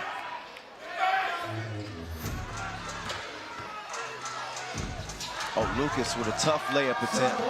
Gets nothing. Aryabol with a slick move. Catch me if you can. He's going DiCaprio on him. Ratkov sets up Aryabol, the Archer. He's got some fire on that arrowhead. 17-9. I know Nomi Batmonk is going crazy. Back at home watching this. Shout out to her. She likes the Archer as a nickname for Aryabol. Thanks for watching, Nomi. I know you like an 8-point lead. We'll see if Sydney can come alive and make this a game. There's plenty of time left, but Sansar MMC Energy on fire. There's Skywalker throwing it down.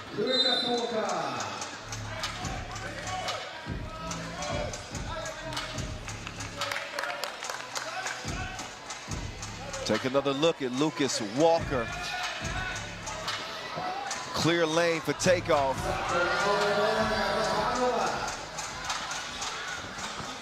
Ratkov with the slick pass attempt.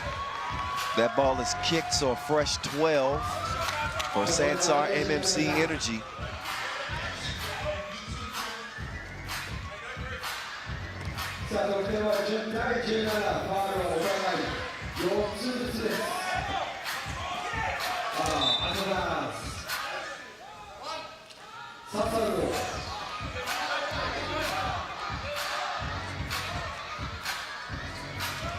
Aryabol, he'll give it up.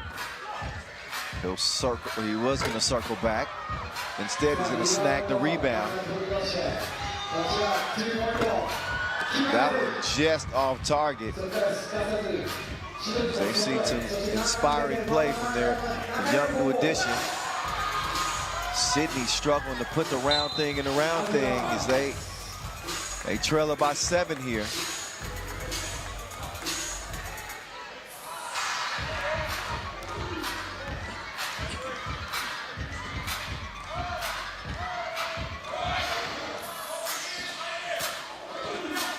Aryabol flips it over the shoulder. Ratkov weaving his way to the bucket. He's going to earn a trip to the line to shoot 1.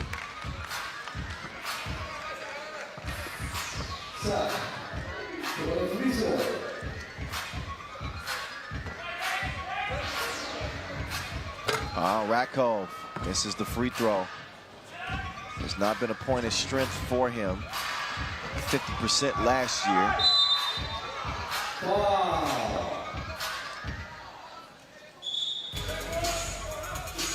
Foul on the interior. Meantime, that one on Sansar MMC Energy, their 5th. Each team with 5 fouls. Again, with just over 4 to play. And all Sansar MMC Energy need is 4 points to put this one away. Sydney not helping their cause as that one is airmailed express. Straight over to the Mongolians. Aryan Bolt to Ulaanbaatar. Aryan Bolt makes his move, slides to the left. Just misses the 2 attempts. Walker, he back irons that. Ratkov can't get the rebound, but Aryan Bolt's able to track it down. Wilkes is all up in his personal space, and he's going to get whistled for a 6th foul on Sydney as we head into the final TV timeout. 3:45 left in our final Pool A contest. Who's going to play day 2 for 50 grand? So far, it's looking like Sansar MMC Energy, led by the young star, emerging star, Anand Aryambol. The archer with a bullseye, top of the key. He's a marksman from long range. And you can see how this game has progressed, how the story has been told. Sansar MMC Energy was leading by 4. They've since bumped it up to 7. Ratkov is down, it's 2-on-3, and they're gonna leave the archer. Come on, man. Stop playing. 19-10.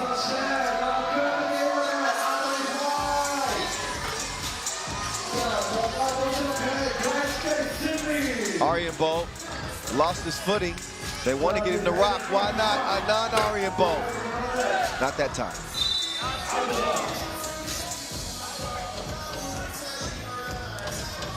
Take another look. Here he is. He's knocking down shots like happy hour. He's certainly making the Mongolian fans happy with this performance in a 19-10 win, 19-10 lead, I should say. I think the win is inevitable. It almost came just then. Ulaanbaatar, pressured by Walker. Walker is swatted away. Ulaanbaatar runs into Walker, and he's holding a knee. He's down.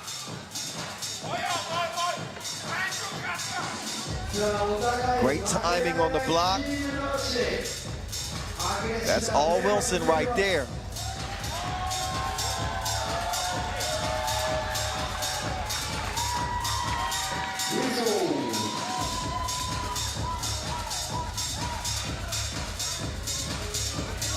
Ulaanbaatar with the slingshot release.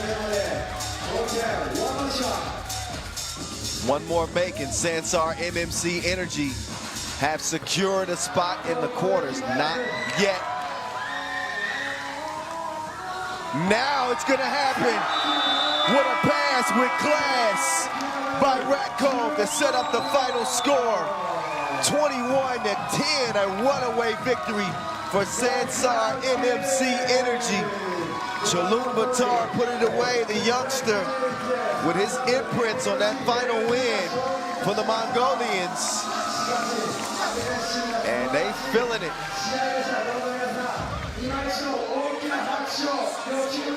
What an impressive victory for Sansar MMC Energy. Sydney is done day 1. They'll have a 10-hour flight back to Australia. But some promising things, I think, in Australia's future. The more teams they continue to field and the more experience they get on the pro circuit. But for now, thanks for playing. Sansar MMC Energy letting it be known they are not to be played with. I thought that Sydney would have a chance to bully him because of the size advantage. But I knew that Aryambol would be a major X factor if he was able to get his shot going from long range, and that he did. I think he hit 5 twos in that contest and leading the way for Sansar MMC Energy. It was no less than 4. Sometimes my math is off. But he got it done in a major way.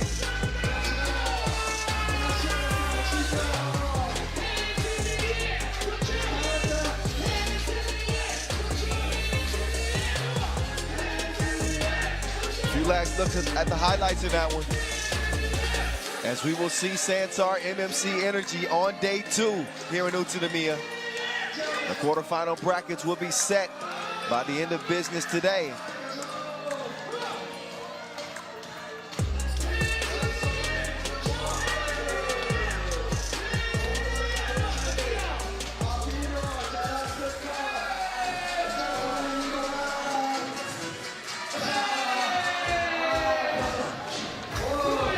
Pool B's final game is coming up next. North Lazarus, DJ Laz, making it last here in Utsunomiya. Here's how Pool A wrapped up. You just saw that big win for Sansar MMC Energy. A pretty impressive day 1 for them, only losing to Huishan NE by 4 points.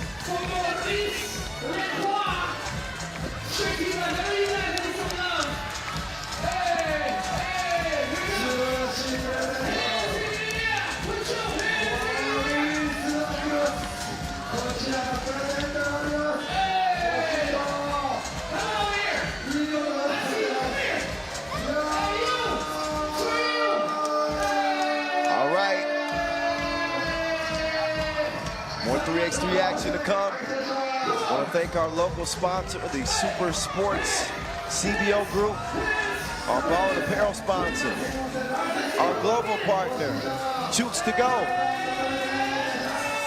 So with Wilson and Chooks, Super Sports, an event like this would not be possible to open the season. Our official suppliers as well, in Leo, Magic Sky, Skelda Sports, Baudet.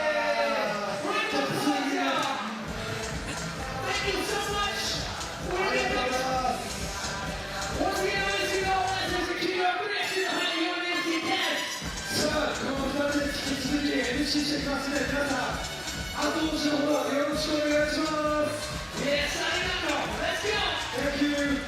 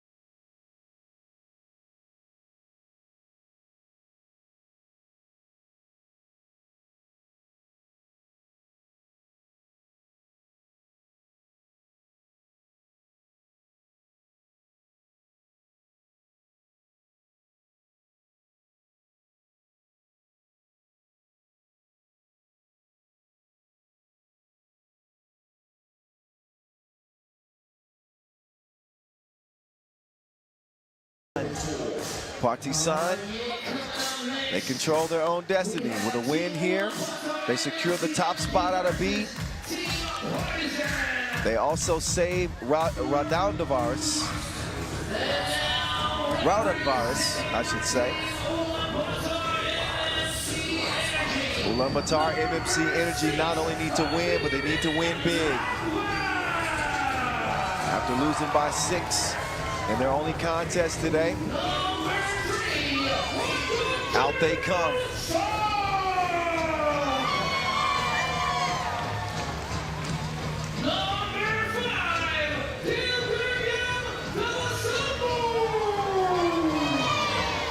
There's the centerpiece of what they do. Ulaanbaatar, the bull. Steve Sir Swish a lot. Joined by Oudgonjergal Tocht and Avirmed Ladva.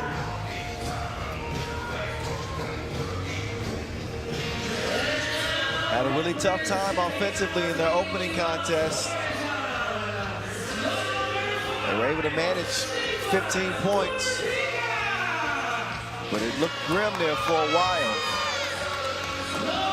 This will be a fight to the finish. Partizan is pretty good with finishing. They got their first victory of the day by way of a Maurice Lacroix buzzer beater in a 16-15 win over Raudondvaris. So this one could be interesting. Raudondvaris wrap up with 36 points. Partizan coming in with 16 points and a win. Ulaanbaatar MMC Energy coming in with 15 points and a loss. So they don't have to win as big as I initially thought.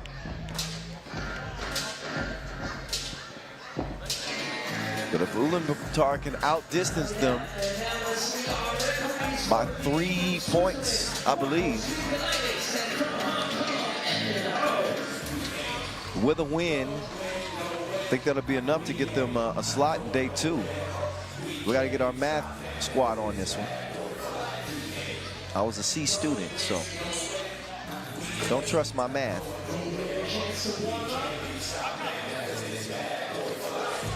Speaking of bad boys, there's the bull. He's a bad boy. Does so much damage near the bucket. One of the most consistent scorers in the post in all of 3x3. They're going to need every bit of what he brings in this one.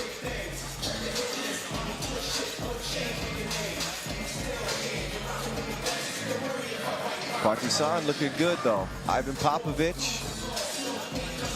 A lot of Serbians have been familiar with his body of work in 3x3 over the years. And maybe an unsung Serbian player. He's been a good player for a long time, somewhat of a journeyman.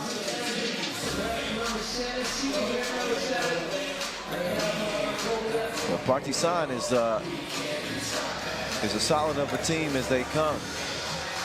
Marko Stefanovic, the dunking machine. He showed off his range in their opening win.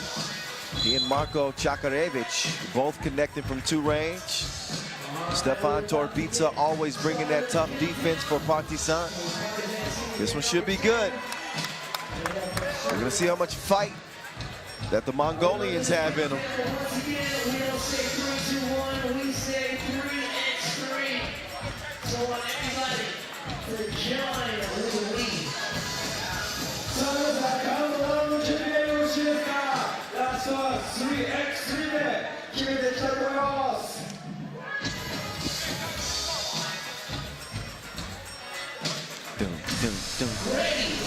All right, ready? I hope so. If you're not ready, you better get ready. The countdown's over. It's time to get it on. Steve Sir and Ulaanbaatar will start with the Wilson. Davasambu will skip it over to Oudgonjergal. Oudgonjergal, no hesitation as he fires it from 2. Stefanovic will track down the rebound. Hands it over. Čakarević. Čakarević up top. Stefanovic late in the shot clock fades. And it nicks the iron before landing in Steve Sir's hands. He'll get it down to Oudgonjergal. That's a nice formula for success for Ulaanbaatar. They can score on the inside with the best of them. Some matador defense right there from Sir as Čakarević will get his team on the board. Sir now.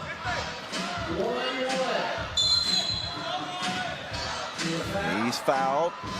TOPdesk got a little too handsy. But Coach Sir quickly gets it down. Raudondvaris is a capable scorer. As he'll set the screen. Sir will swing it back over to him. Raudondvaris with the up fake. He drives and he scores. It's a good sign for Ulaanbaatar here early.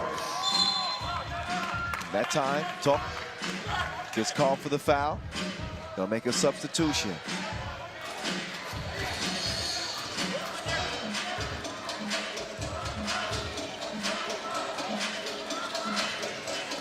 Popovich wants to attack, and he's got a banking account here in Japan. He goes off the window, and it goes in. Attacking the new addition to this Ulaanbaatar team, Med Latva. Latva will open the possession. He'll get it up to Raudondvaris, but he is denied. Popovich now going to work in the post. He gets swatted, but persistence pays off.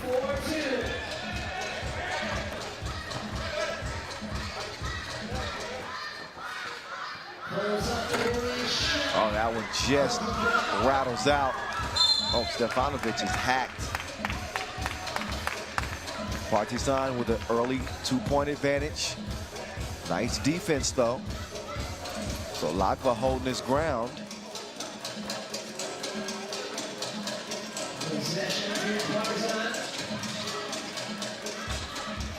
Stefanovic, pocket pass to Popovich, who was the hero of game 1. That one touches nothing.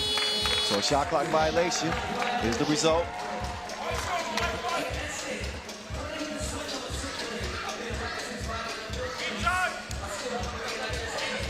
Sir will swing it left to the Bull.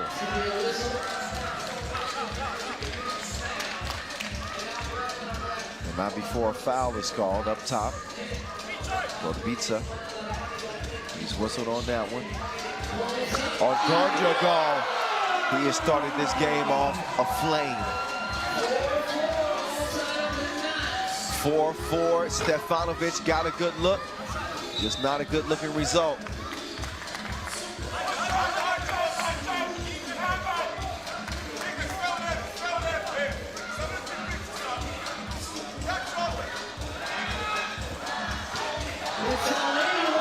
Nobody home to stop the Bull from charging.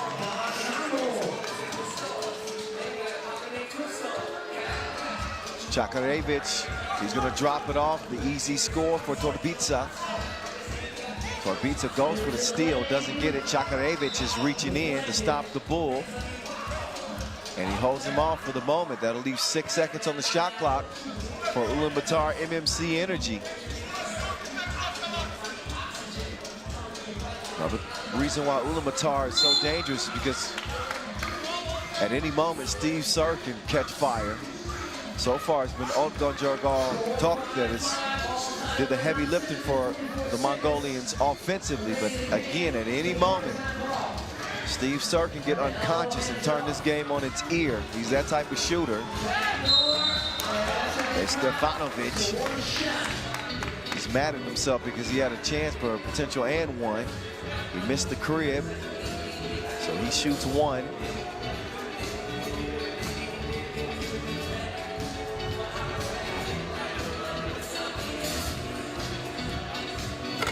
All right, Stefanovic doesn't get the freebie to fall. Raudondvaris trying to get Sir a look, and Stefanovic got caught reaching in the cookie jar.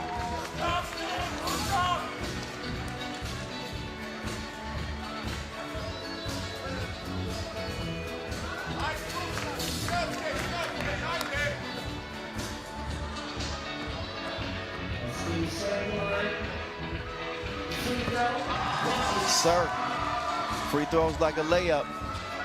Ulaanbaatar up by 1, and not for long. Čakarevich cruising. The Bull, offensive foul is called. His official, Nicolaides, says he was hooking.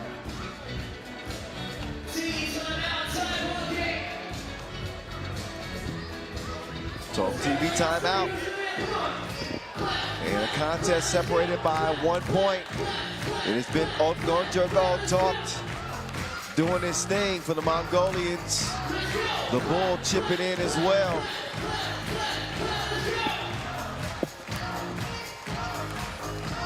Ulaanbaatar MMC Energy, must-win situation if they hope to advance. Stefanovic, he'll find a wide-open Popovic, top of the key. You can get that at the bottom of the net.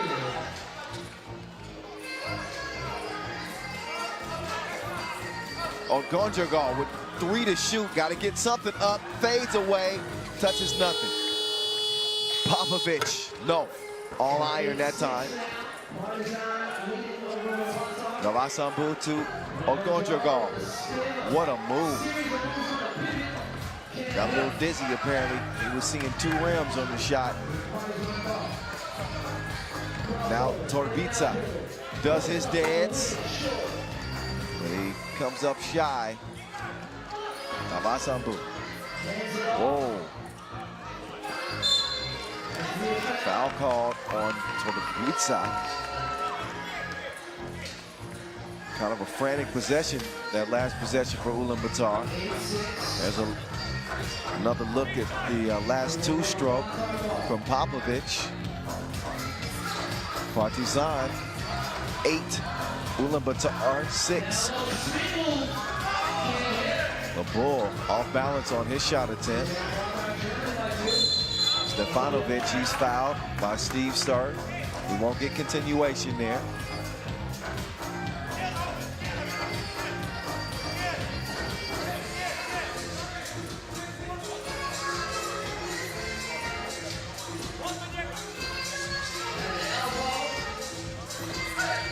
Stefanovic to Torbitsa. Chakarevic. Back to Torbitsa. Torbitsa. Oh yeah, that's good like grandma's cooking. Partizan have the recipe so far. The 10-6 make that 10-7 advantage.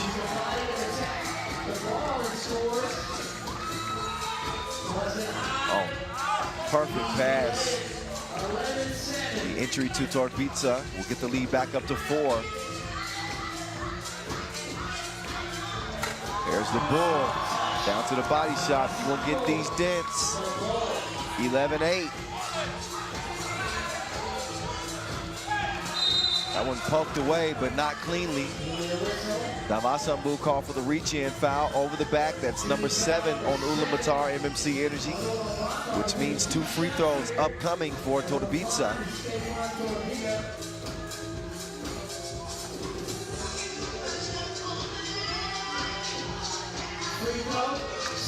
Oh, too much.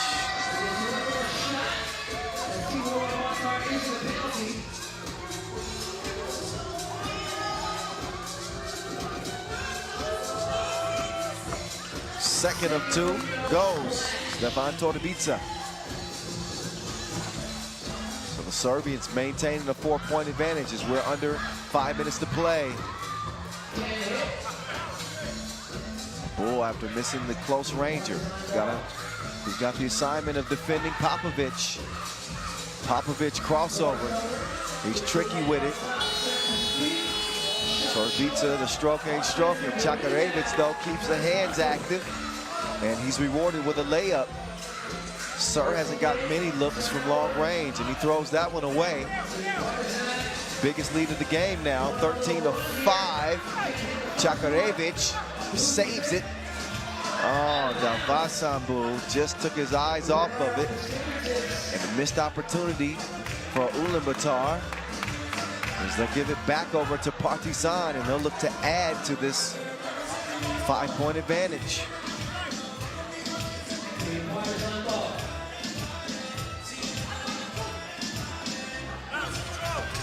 There's Popovic, and here we are, 6-point game.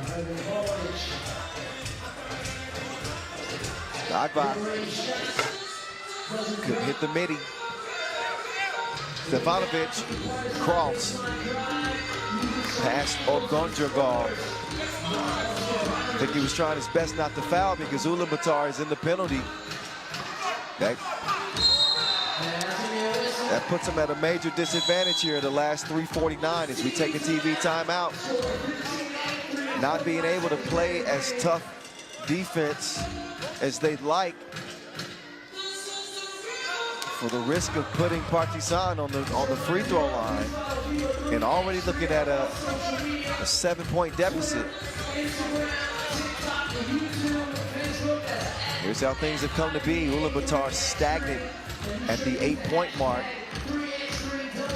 And we've seen Partizan go on a 4-0 run since the 11-8 mark when the game was closer. Gondragal shooting one. Every possession so important for Ulaanbaatar MMC Energy.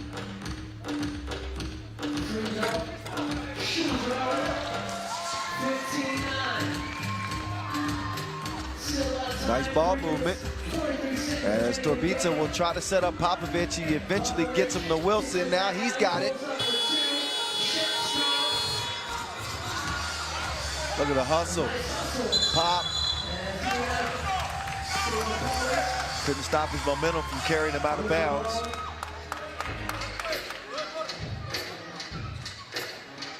Credit him for the hustle, but it will be the Mongolians' rock. Sir, he's got to force one up. That's the length of Partizan. Yeah, I don't think Sir has had one easy look yet. Stefanovic, hoop and the harm. He'll shoot two.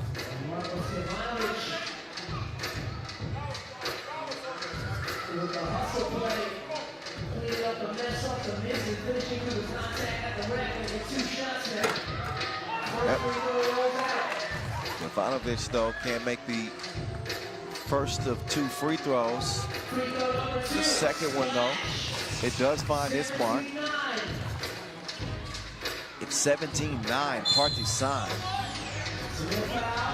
It's over 3 minutes to play. And again, the final contest that will decide Pool B.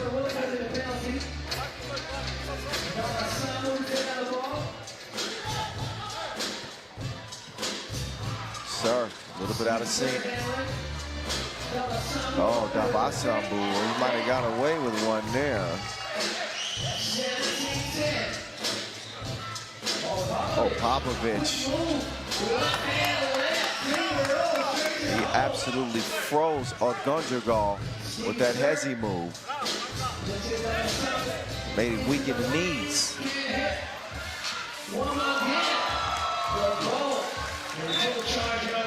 So the Bull will get Ulaanbaatar their 11th point. But make no mistake, this is still a 7-point difference. So get another look at Davasambu's final two scores.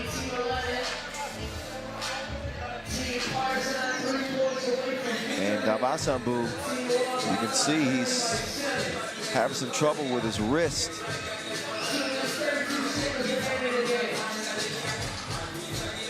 And that's not good news for Ulaanbaatar, who are already without Dolgun Inkbat, suffering from a hand injury at the moment. He won't be back until June.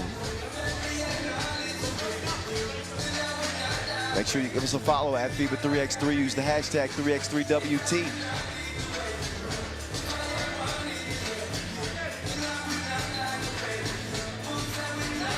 Baby girl.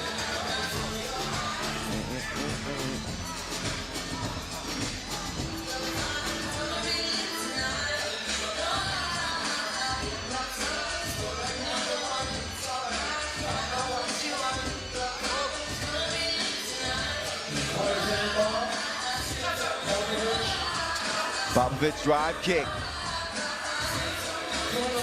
Oh, that one in and out. Fake the hand up to Sir or Gondragal. Eventually finds the Bull. 6-point game. Oh, what a pass. What a move, though, from Stefanovic.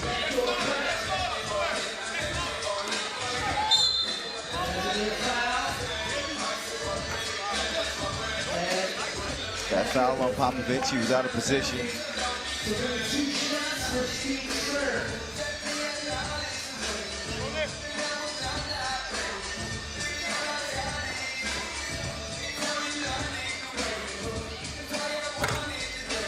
Sansar is going to get that one to roll in.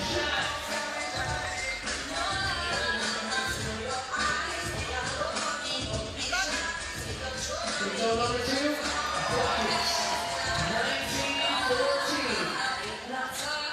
1914. And that is all she wrote. Two-stroke. 21-14. Popovich puts it into another contest for Partizan as they go 2-0 here day one. An impressive body of work as they will send the Mongolians packing. They also will secure Raudondvaris' spot in the quarterfinals.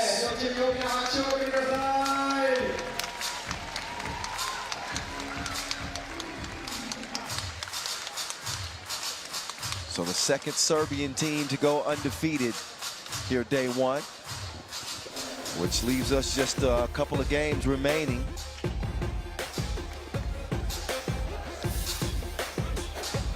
As we will settle the business in groups C and D to cap the day. In the meantime, enjoy the highlights from this one.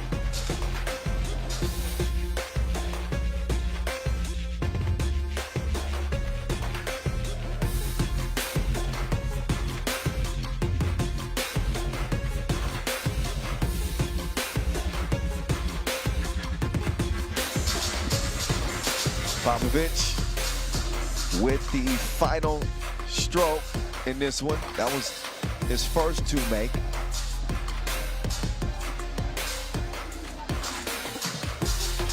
And they found the bottom of the bucket pretty consistently. Partizan could be a dark horse. Our next game will get underway in about 10 minutes. So we got a little bit of time. Again, just 2 more games remaining as we will settle things in groups C and D. It'll be Amsterdam and Utsunomiya BREX, followed by Antwerp TOPdesk against Rosedale SwishEXE. 10 minutes away from here.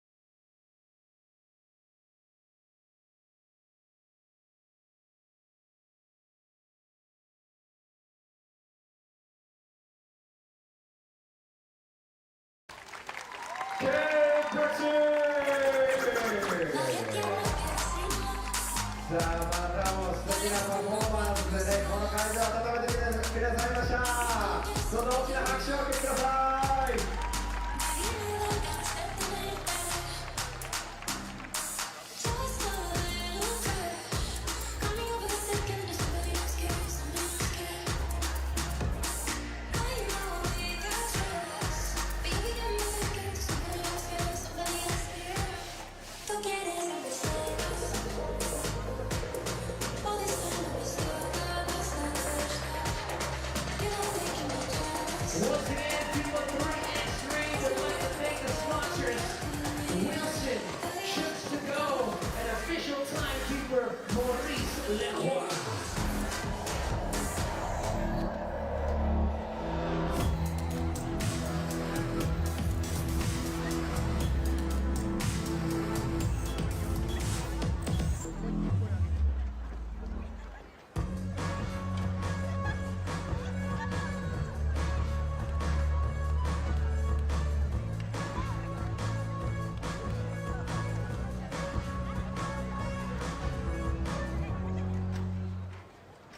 We'd also like to thank all the local sponsors, IHI Niigata, TKC, the Super Sports CDO Group, and Ashikara.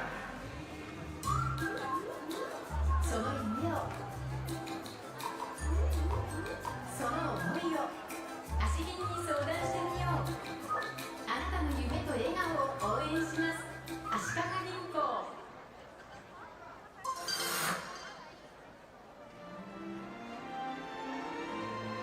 スポーツとは何か。スポーツとは体を使うこと。体を使う、それがスポーツ。スポーツとは本気になれること。本気になれる、それがスポーツ。スポーツとは突破する喜び。突破する喜び、それがスポーツ。スポーツとは心を動かすもの。心を動かす、それがスポーツ。ゼビオグループは生まれて60年。もっとずっとスポーツが人の生きる力になるように。心を動かす新しい体験を一つでもたくさんあなたに。ゼビオグループすべての人間の仕事です。心を動かすスポーツ、ゼビオグループ。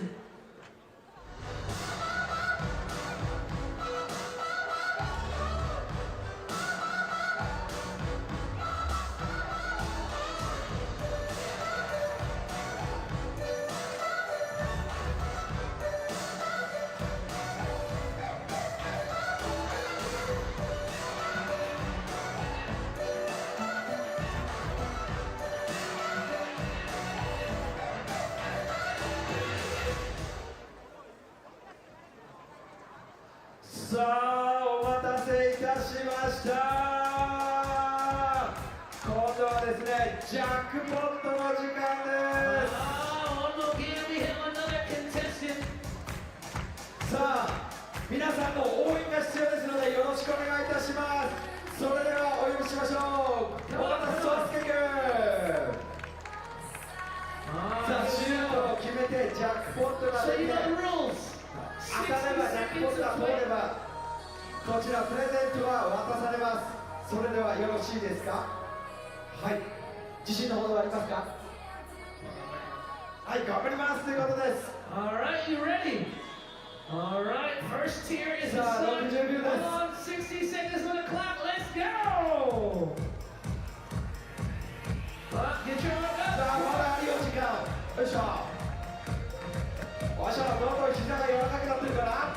There you go. Up. あー、ちょっと右に移った。さあ、皆さんも応援をお願いします。どうぞ手拍子なんで応援を後押しをお願いいたします。 Wait a minute. Hey! Oh, come on! ちょっと右にね、ずれてるね。もう少し。 And ジャ run! ックポット。 Ready, let's see! Three. じゃあまだね、25秒あるんで、行きましょう。Let's go! さあ、合わせて応援を。 He's getting warmed up. Three. So do you want to go for the cap? 帽子は欲しいですか。 Yeah, so you go for the cap. He's gonna go for it. See, yeah! イエーイ。 Everybody else together, see, yeah! さあ、パワーが伝わったと思います。 22 seconds, let's go! 足。さあ、 FC Cat running for you! さあ、 Oh! Come on, いいよ。 come on! よいしょ。 Come あ on! と9秒。 Oh, come on! あと4秒、3秒。 Oh, let's go! Alright, we're gonna get one shot, let's 終わらし go! ょう、終わらしょう。さあ、この曲はまだ早いです。行きましょう。 And yes! Switch winner! おそろいの帽子が決まりました。 Congratulations, let's さあ、 take さあ、 a picture! 帽子かぶって、一緒に帽子かぶって写真撮ろう。イエス。ありがとうございます。 Congratulations. じゃあ皆さん応援してくれた皆さんに挨拶をありがとうございました。 ありがとうございました。 Good job, bro. 以上ジャックポットでした。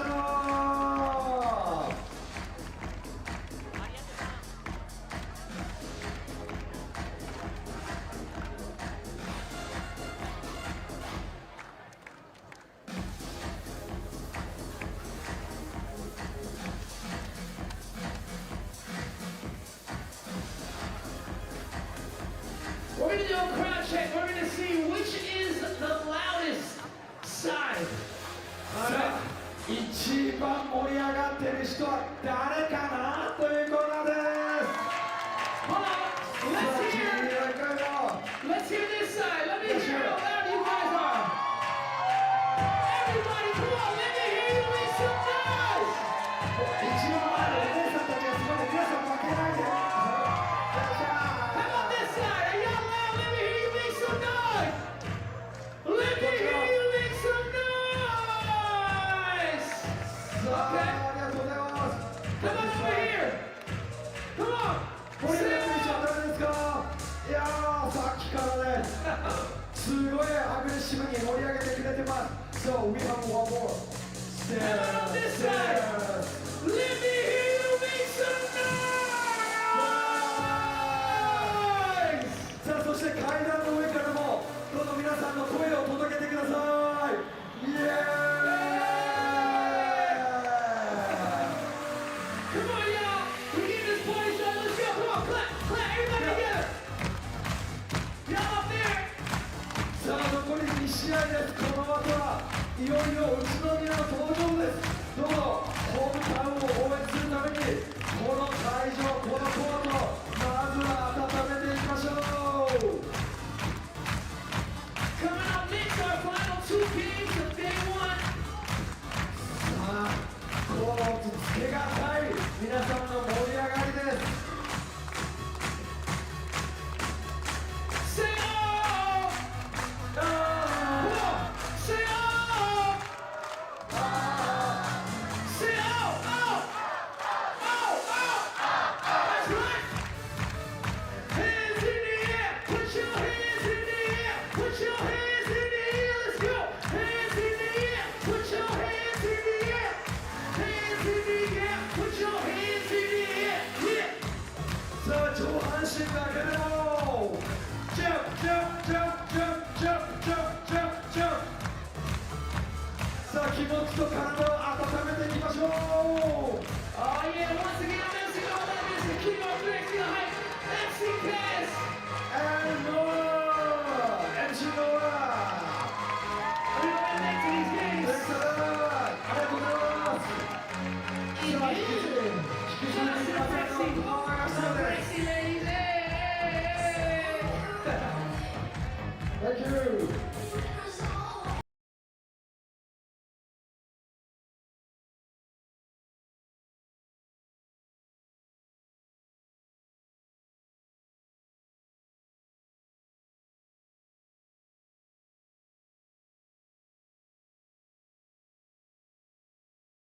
All right, the stage is set for the final two games that will solidify our quarterfinals here in Utsunomiya.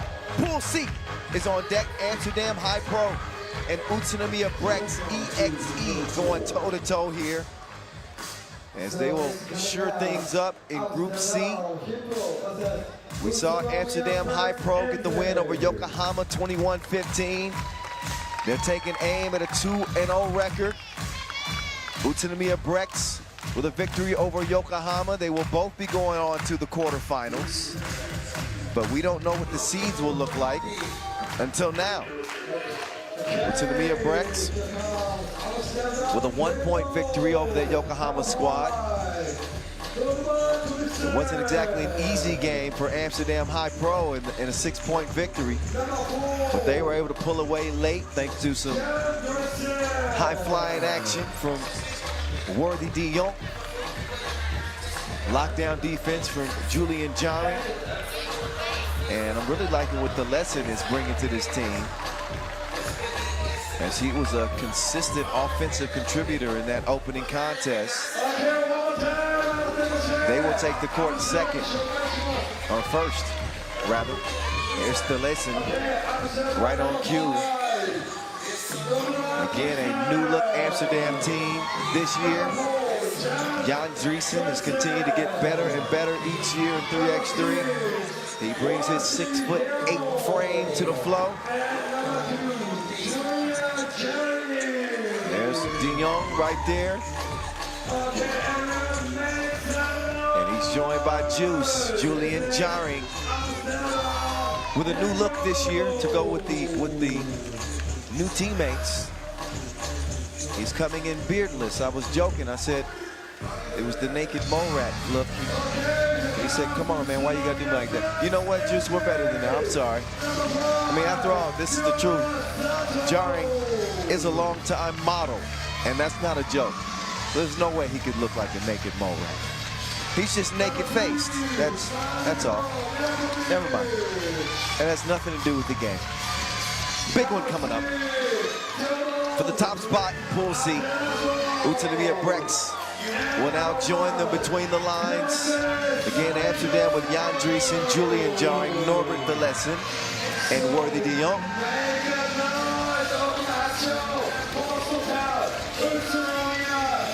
Utsunomiya BREX on the floor with Ryomo Saito, Marko Milakovic.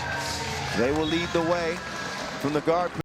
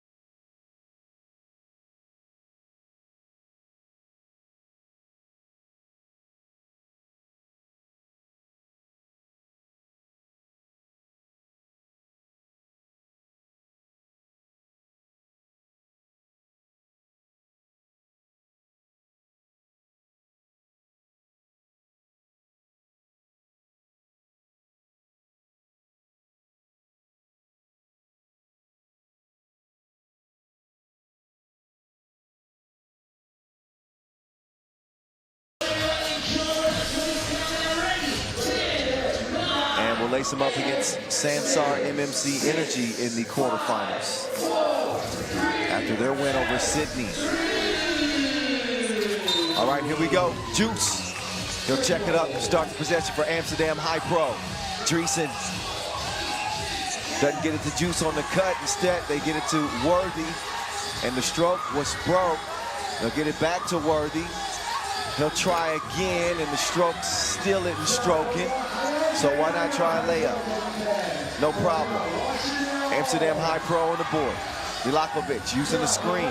He'll step back. What awareness on that pass. Oh, but the layup was blown. Atanashev, who had a nice game in their win over Yokohama earlier, really showed his shooting range from deep. Had no problem scoring inside. They'll have to erase that missed layup from his memory and wake up defensively too as Thalessen skies over him for the layup. And now the big fella responds. Atanashev with the layup. Utsunomiya BREX is on the board. Miscommunication between Worthy and Jarring. Juice was trying to bullet it to Worthy, and he's somewhere else. That pass was on point. As Amsterdam HiPRO lead it 2-1.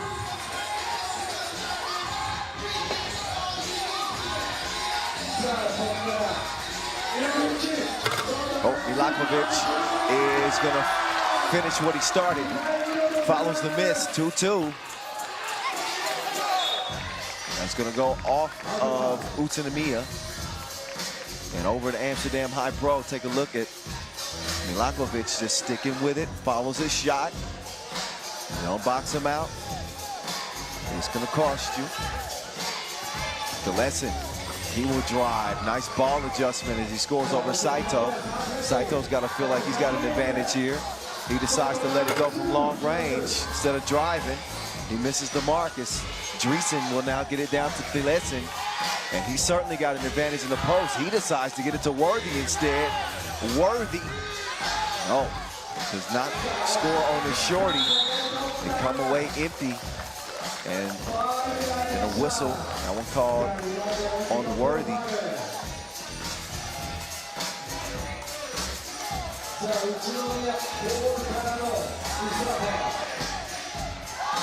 Saito, Worthy with the thievery. Now Worthy. That's easy breezy right there as he scores it over Saito.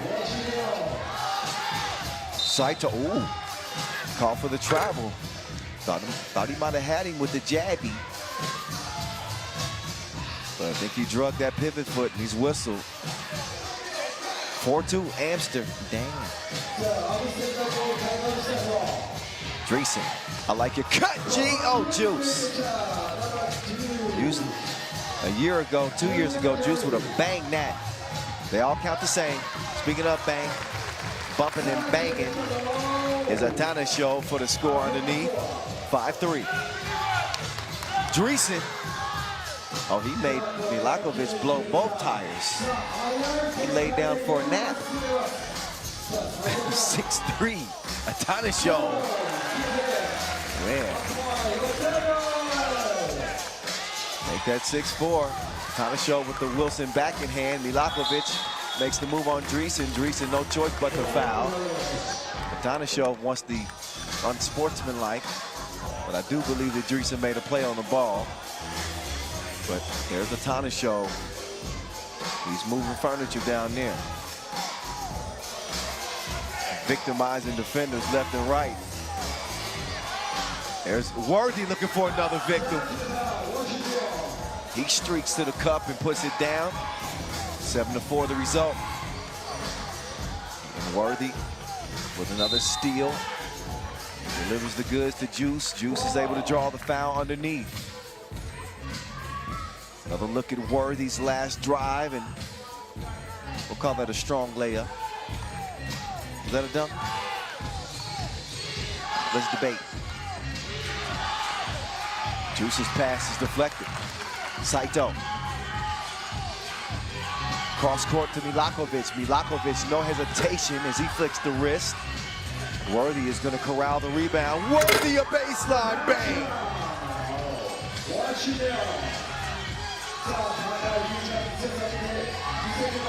Oh, Saito with a nifty move. He's fouled. No debate on whether this was a dunk or not. Worthy elevating on the baseline and finishes with the poke. He's off to a great start here, as is Amsterdam HiPRO. 8-4 they lead it through the first 3+ minutes of this last game in Pool C.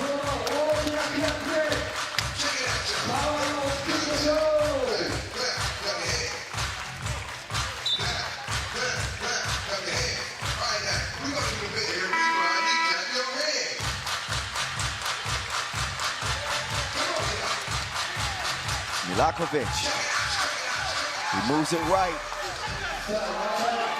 Atanashov is an unstoppable force in the paint. Nothing he could do with the lesson though on the drive. Milakovic too strong on his release.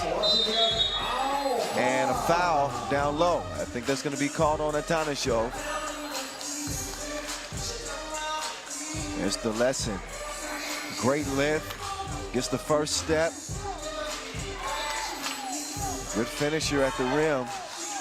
The young, he wants to give it up to Dreesen. Dreesen to the lesson. That's nice action there from Amsterdam HiPRO. Working from the high post. Atanasio, if he gets it in the paint, just count a bucket. Dreesen, yeah! Like the aggression from Dreesen. Anytime he's dunking, that's a good sign. Trying to hold his ground there, he gets whistled. But take a look at Jan Dreesen. Stretching out. Throwing one down.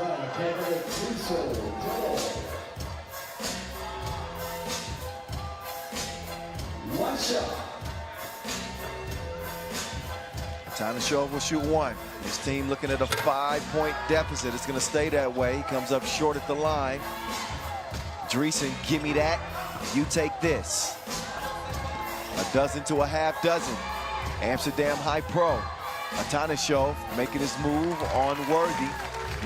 Oh, Worthy will get it out. Lesson.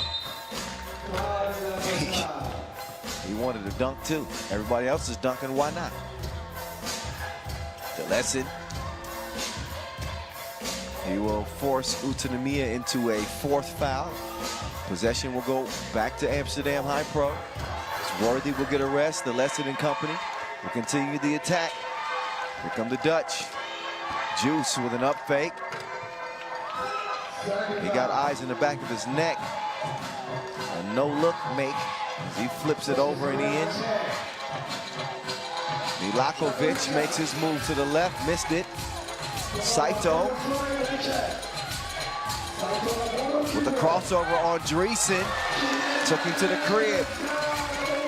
Still a 5-point lead for Amsterdam HiPRO. No worries for these guys. As we're past the midway point, the lessons pass is broken up.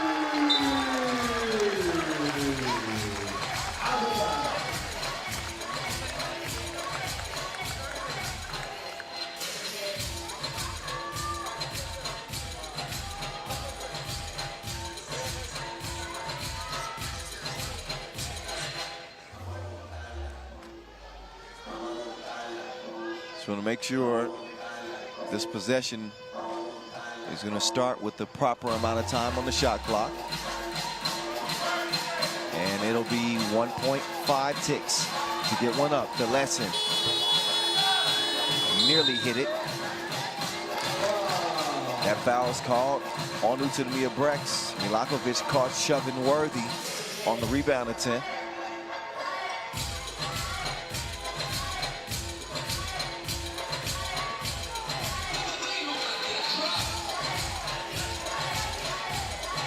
Worthy operating top of the key. Oh, Worthy. DC's baby food. Are you kidding me? He is banking here in Utsunomiya.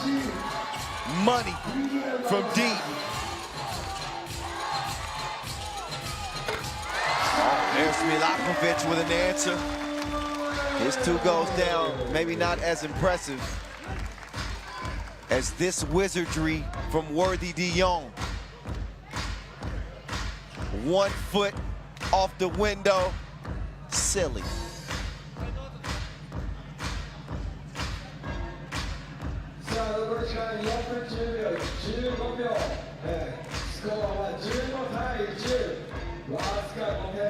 $15-10 contest.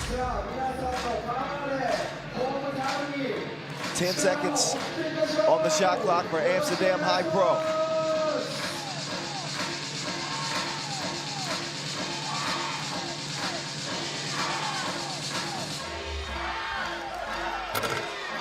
Worthy short arms that one. He's claiming that there was some contact on the wrist, or elbow rather. Just suffocating defense on the perimeter from Worthy. That shot may be worthy of a top 5 play Atanashov. That one poked away. And Utsunomiya BREX is not going away without a fight. There's Worthy. He's stealing from people and laughing at him. Now, and Worthy called for the reach in.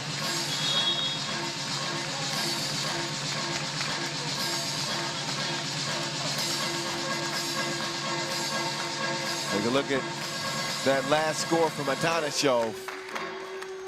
The big fella is nimble.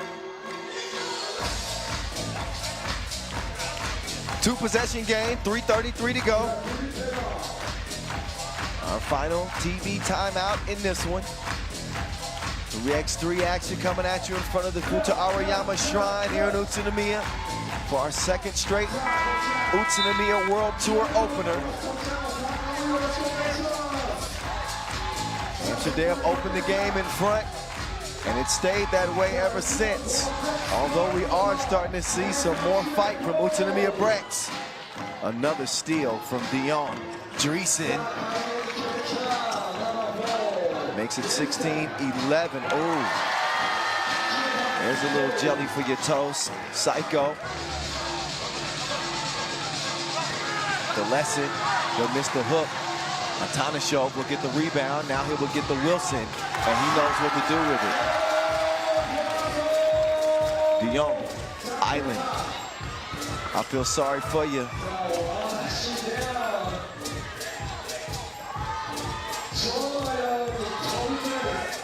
Milakovic, nope. Wilson in Worthy's hands. Worthy.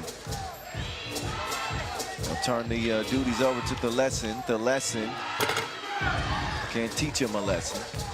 From 2 range, it'll stay a 4-point game. Psycho.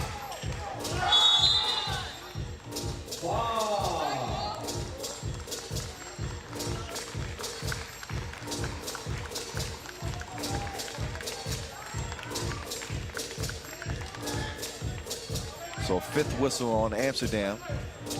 Each team with 5 fouls. 2:30 to go. More contact. Dreesen colliding with Atanashov.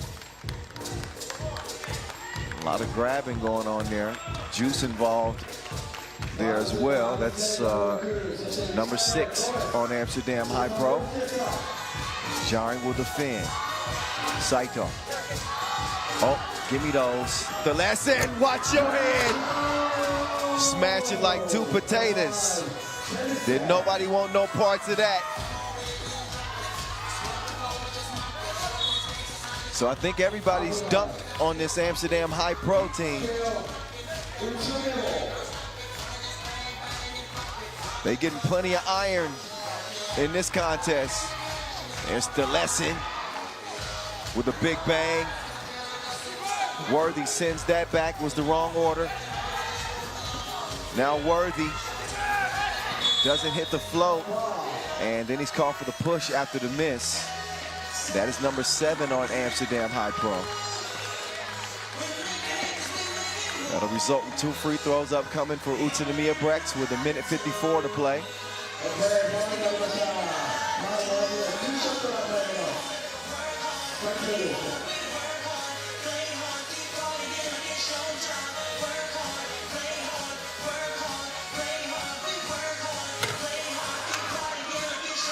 And Yosuke Saito, the number 1 ranked player in Japan. They'll try to split a pair after missing the first. Let's see.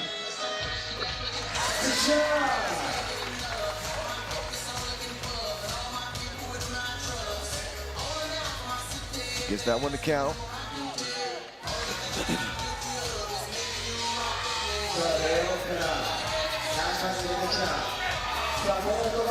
Worthy gets around the corner, finishes with a lay.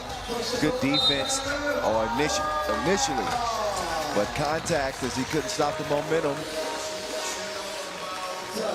The next defensive foul was going to be 2 free throws anyway, so this one will put Ryoma Saito on the line. Couple of attempts here, but he's gonna miss the first.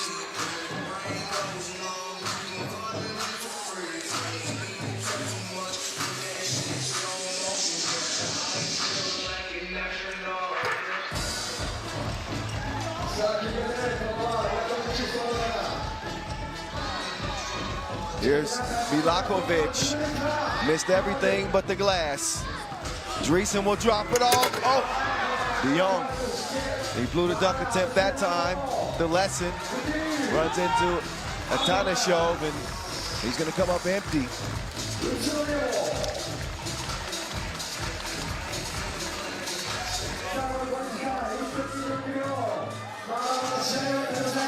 Buck 22 left.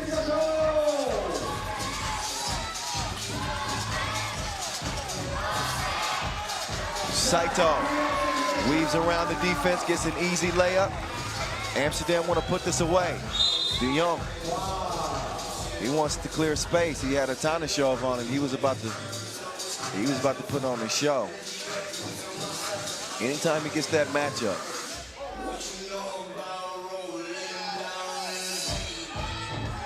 Minute to go. Juice back to Worthy. Worthy off the miss. Juice has got his back like a pack with straps. No problem. Game point, Amsterdam HiPRO. Saito gives it up. Good look. It does not land. The game is in Worthy's hands. Worthy in the fast lane. He gets it swatted from Milakovic. And then the score. 4-point game. Foul called on the inside, and this game very likely going to end at the free throw line. There's Worthy being denied. Good timing from Milakovic. He gets his fingerprints on the Wilson.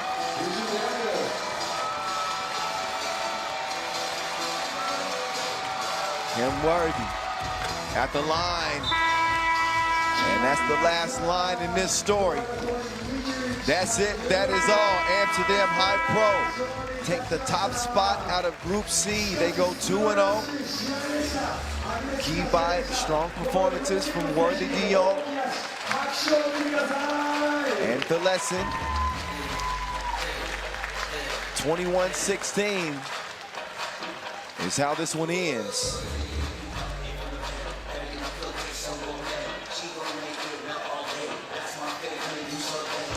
Both teams moving on to the quarters, but it'll be Utsunomiya BREX getting the number 2 slot.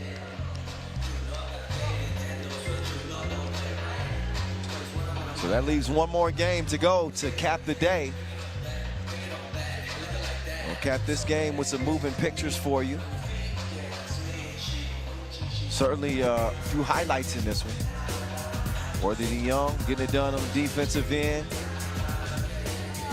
Tanashov with a couple of incredible shots, showing some great touch near the bucket. That was just beast mode right there. He was a one-man wrecking crew for a stretch. But honestly, they had no answer whatsoever for Worthy De Jong. He took whatever he wanted, like a robbery. The lesson. He took the role of 1A in this one. We saw Dreesen getting up to get down too. And as the game progressed, it became more and more apparent that Utsunomiya BREX was outmatched. This is just silliness. I mean, Worthy was toying with him one-legged late in the shot clock off the glass. 16-11 game at this point, but never felt like it was in jeopardy for Amsterdam HiPRO. Active hands defensively, defense turns to offense just like that. The lesson, I'll take that, you take this. As he gets in on the dunk clinic for the Dutchman. Guess they were all the Flying Dutchmen in this one. Shout out to Sjoerd van Wilsteren, the one and only Flying Dutchman. Game point here, still fighting tooth and nail was Milak.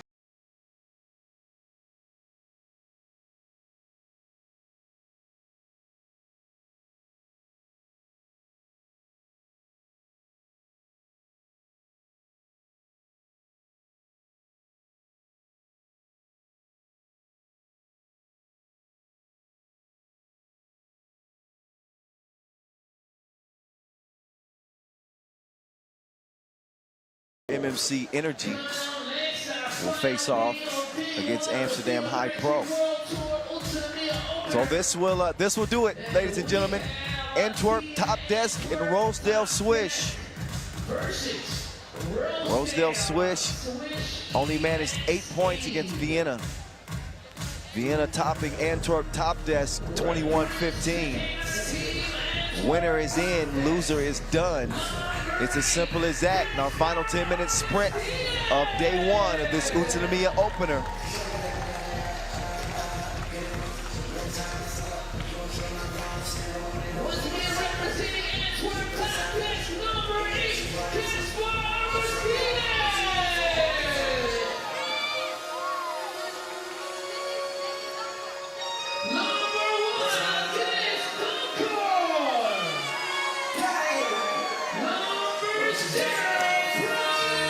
So Antwerp TOPdesk, they will take the court first with Casper Augustinian, Brian Deval, Dennis the Menace Donker, and Clerk Kent himself, Nick Sellis.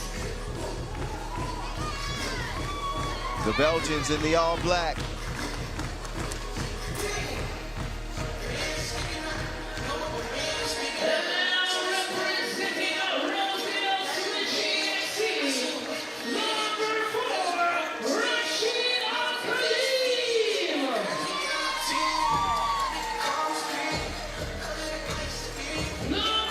So represent New Zealand, Rosedale SwishEXE, trying to pull off what would be the upset of day one.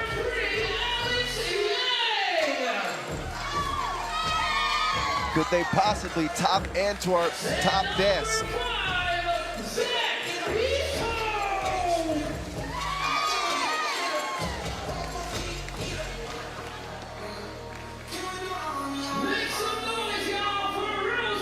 So here they are, Rosedale, with Alex Yang, Carl Neuer, Rashid Al-Khalim, and Zach Easthope.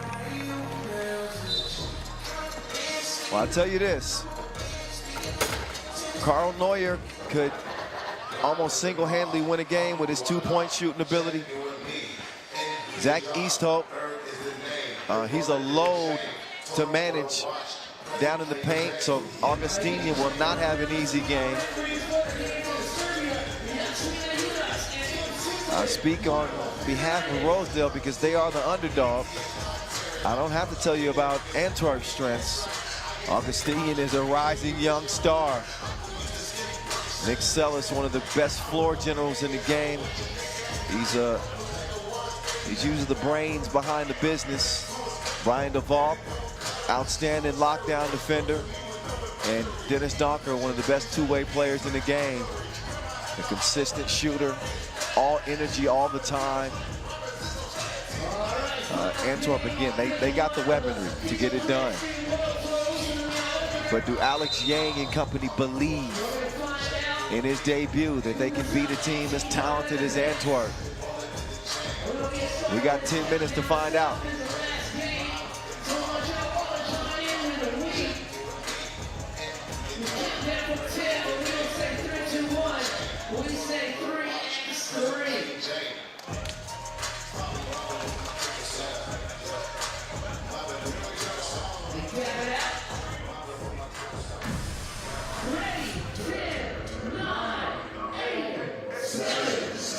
Alrighty, here we go. 5, 4, 3, X3. Here we go. Game 12 of 12. Day one here in Utsunomiya. Winner plays on. Winner goes home. Neuer's first 2 attempt is a miss. Zach Easthope, he ain't afraid to get down and dirty with it. He goes down and he's tied up. Possession earned for Antwerp. TOPdesk is Casper Augustinian. The Belgian big will open the possession for them. He will get it back, and that is easy as a layup line. He scores over Neuer. You know, Neuer wants to get looks from two land as much as he possibly can. Easthope trying to muscle Nick Sellers. He wasn't having it. Clark Kent will get it too. Dennis the Menace quickly fed over to Augustinian. Sellers making the move, and Sellers is held up by Al-Khalim.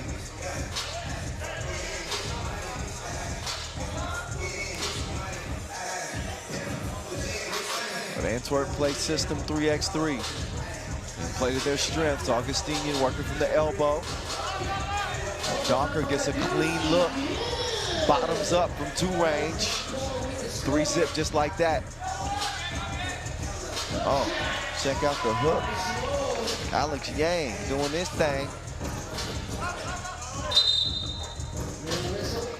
Al-Khalim having a little bit of trouble defensively here early. He gets called for back-to-back fouls. Augustinian, he can shoot those. Off the miss, Augustinian. Sellers now assessing the defense. Delval trying to get clever with that layup attempt. He missed it. Easthope can't get through traffic without that ball being deflected.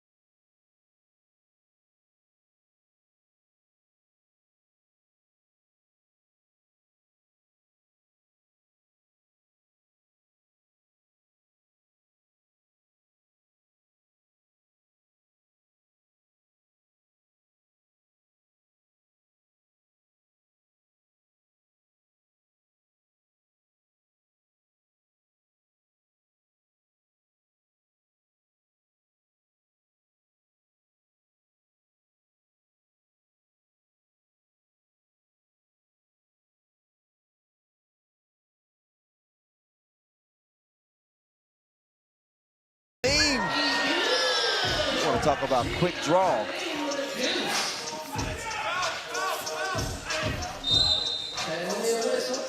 Alex Yang called for the foul here. But that Al-Khalim make, look at that. That, dare I say, Curry-esque. That was, he hardly got his hands up. Augustinian will shoot the free throw out for the foul. Missed it. Docker, hand up, throws the shot off. Good contest by Easthope. We already saw the Australians eliminated earlier. Were there other Oceania neighbors also see an exit? Delval told Neuer to go away. He showed him the exit. Donker, 2 toes behind the line. All cotton. 9-3. Antwerp They were in complete control of this.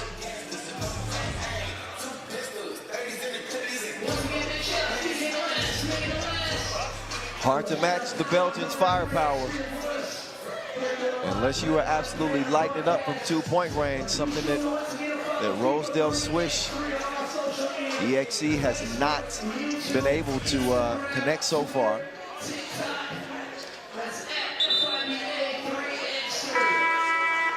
Quarterfinals so far will feature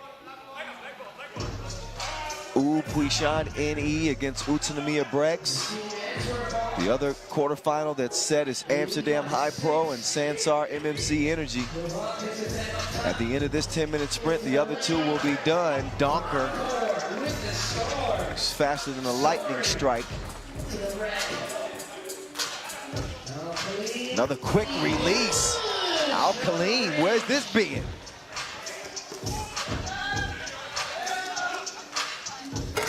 The ball, not that time. East Hope. His team trailing 10-5. East Hope follows up the miss, gets the score. Donker licking his chops right here. Oh, no, maybe not. East Hope met him at the rim. Good D from East Hope. Oh, Alkaline. This dude is hotter than dragon fire right now. He's got 3 two-pieces. Get him to rock. East Hope attacking underneath. Wait a minute. 11-9. Antwerp will take what the defense gives them. But how about Alkaline? Hand up, so what? He's found nothing but cotton on those quick releases. Thought about it again. Now he's gonna step back. Alkaline rather. A rare miss for him. But wait a minute. Alex Yang. He goes bang, bang.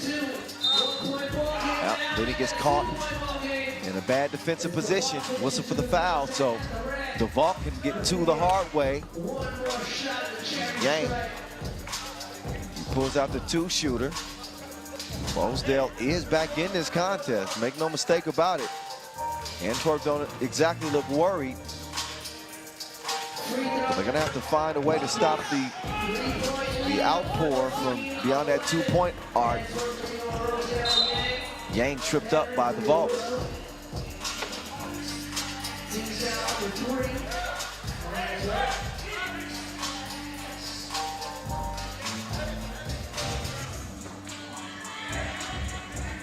Alkaline will give it up. Alkaline will put it up and put it down. 14-13. Donker hacked on his way up.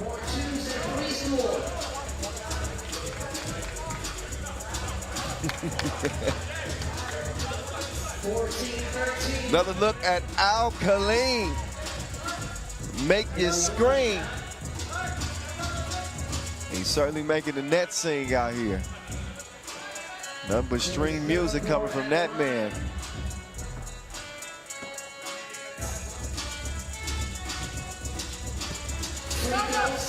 Donker gets Antwerp back up by 2. And what looked like it was going to be a blowout in a 7-1 start for Antwerp. Things have changed quite quickly. The 2-pointer is a difference maker. Neuer, I'm not sure what he was doing there. Alkaline, though, getting a much-deserved rest.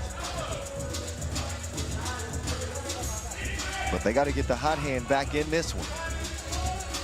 Under 5 minutes to play. 15-13. Yang takes the handoff. Yang, quick move off the glass. 15-14. Augustinian. Yep. Traveling plans get altered as he's whistled. East Hope trying to bruise Nick Sellis. And Easthope is mixing 3x3 with UFC and WWE and rugby. Team foul number 6. Rosedale, no more fouls to give. Next one, we'll put him in penalty. 1-point ball game, 15-14. Donker, floaty. With the floater.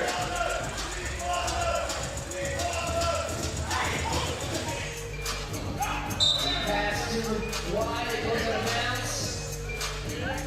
Take another look at Dennis Donker. The floater, softer than a mother's touch.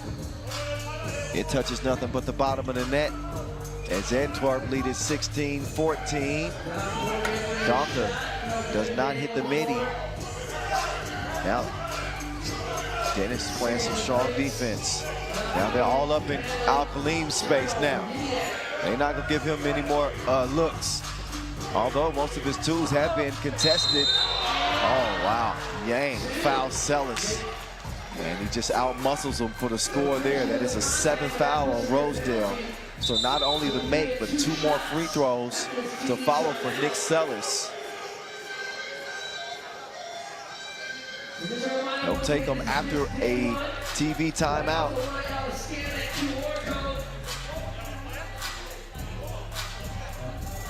It's one area that Nick Sellis has struggled in. It has been his free throw shooting. A 58% shooter from last season. He almost makes 6 in every 10 attempts. He's got 2 here that could extend this lead to 5.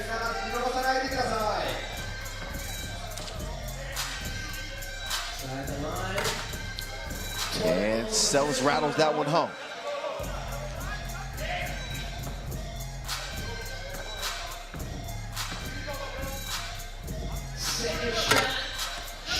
Second one, no.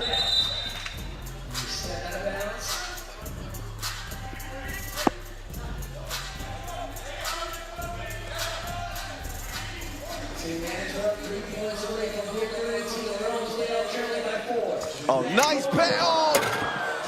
The vault. That was gonna, that would have been a dunk of the day.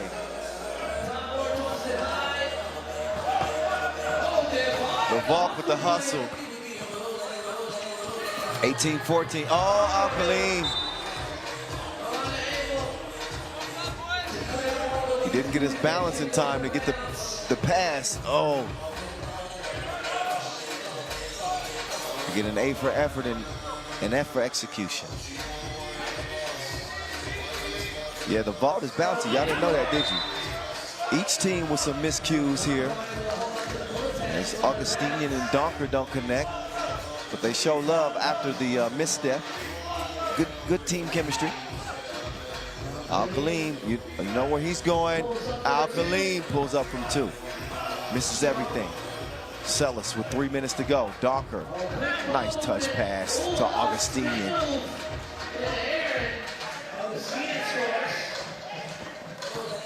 Al-Khalim decides to drive this time. And Augustinian is able to get a hand on that.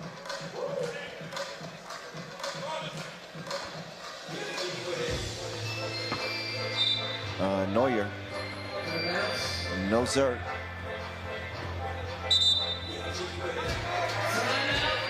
Antwerp want a timeout. All they need is 2. And this game is a done dilly. Play in for the number 2 slot.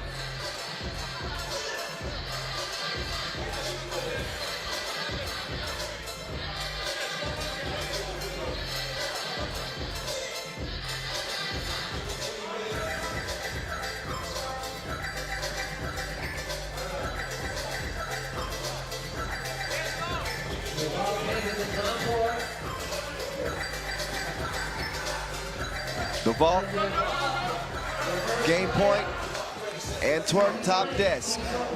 Easthope has it poked away. This one highly likely to end before the limit. There's Rosedale's campaign here in Utsunomiya. It's just a matter of time. Neuer.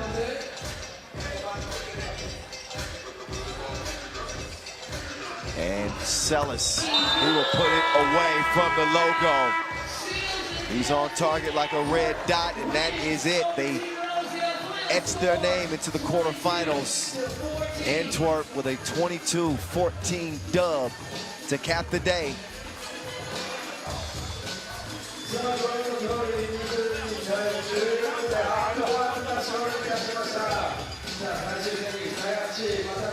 So Rosedale, the team that initially was going to have to qualify in the qualifying draw, but due to both Miami and Riga having to drop out of the competition due to passport issues, they got a direct ticket to the main draw, and they couldn't make good on it.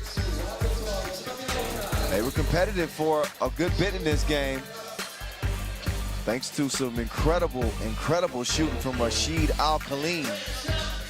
He was out here looking like Rasheed Wallace. Don't act like y'all don't know Rasheed Wallace could used to good shooting. Rasheed was a bucket from three land. Here's some of that shooting display from Al-Khalim. He single-handedly kept them in the game. Hit 3 straight twos and was on a personal run. Yang also got in on the action. Ended up obviously not being enough as Antwerp turned up the defense on him, and they did not stop their offensive output. Nick Celis giving them another score on the inside, Augustinian, and then obviously Celis putting it away from the logo. And that's it. 12 games done. That means the quarterfinal brackets are set, ready to go for tomorrow. $50,000 will be at stake as we get a look at Pool D. Vienna, the strongest team. They reach the 21-point limit in each of their contests as they go unscathed. And Antwerp TOPdesk pick up a must-win in the final game of the day to secure their spot to continue to keep their hopes alive for $50,000 in our season opener here in Utsunomiya. Here are all of your pool phase results. We saw UB start the day with a 21-17 win. They end up going 2-0, also top in Sydney. We were worried about the artist formerly known as Shake Gubale, but Raudondvaris was able to bounce back. We'll see them in the quarterfinals as well. Amsterdam HiPRO, one of the unbeatens from the day. Ulaanbaatar MMC Energy bounced. So we get a complete look at all of the groups and all of the undefeateds. 2 Serbian undefeateds in Partizan and UB. Amsterdam HiPRO and Vienna. Not shocked to see these squads as the unbeaten teams. And then you got your squads playing on. But here they are, the quarterfinal bracket for tomorrow. Huishan against Utsunomiya BREX. They will be highly favored in that one, that is. Vienna against Raudondvaris, Hoptrans. Partizan against Antwerp, TOPdesk. Amsterdam HiPRO against Sansar, MMC Energy. With the archer himself, Anand Arianbold. We'll start tomorrow at 1 p.m. local time for the quarterfinals. And by the end of the day, we'll hand out a $50,000 bag and crown our second consecutive Utsunomiya Opener champion here in front of the Futa Arayama Ginger Shrine. Hope y'all enjoyed day 1. Make sure y'all follow us on social media at FIBA 3x3 to check out all the highlights for today, as well as what to look for tomorrow. And we'll leave you with some sights and sound from what was an incredible day 1 here in Utsunomiya. See you tomorrow at 1 o'clock for the final day of action here from Japan. So just wear a t-shirt, you get free.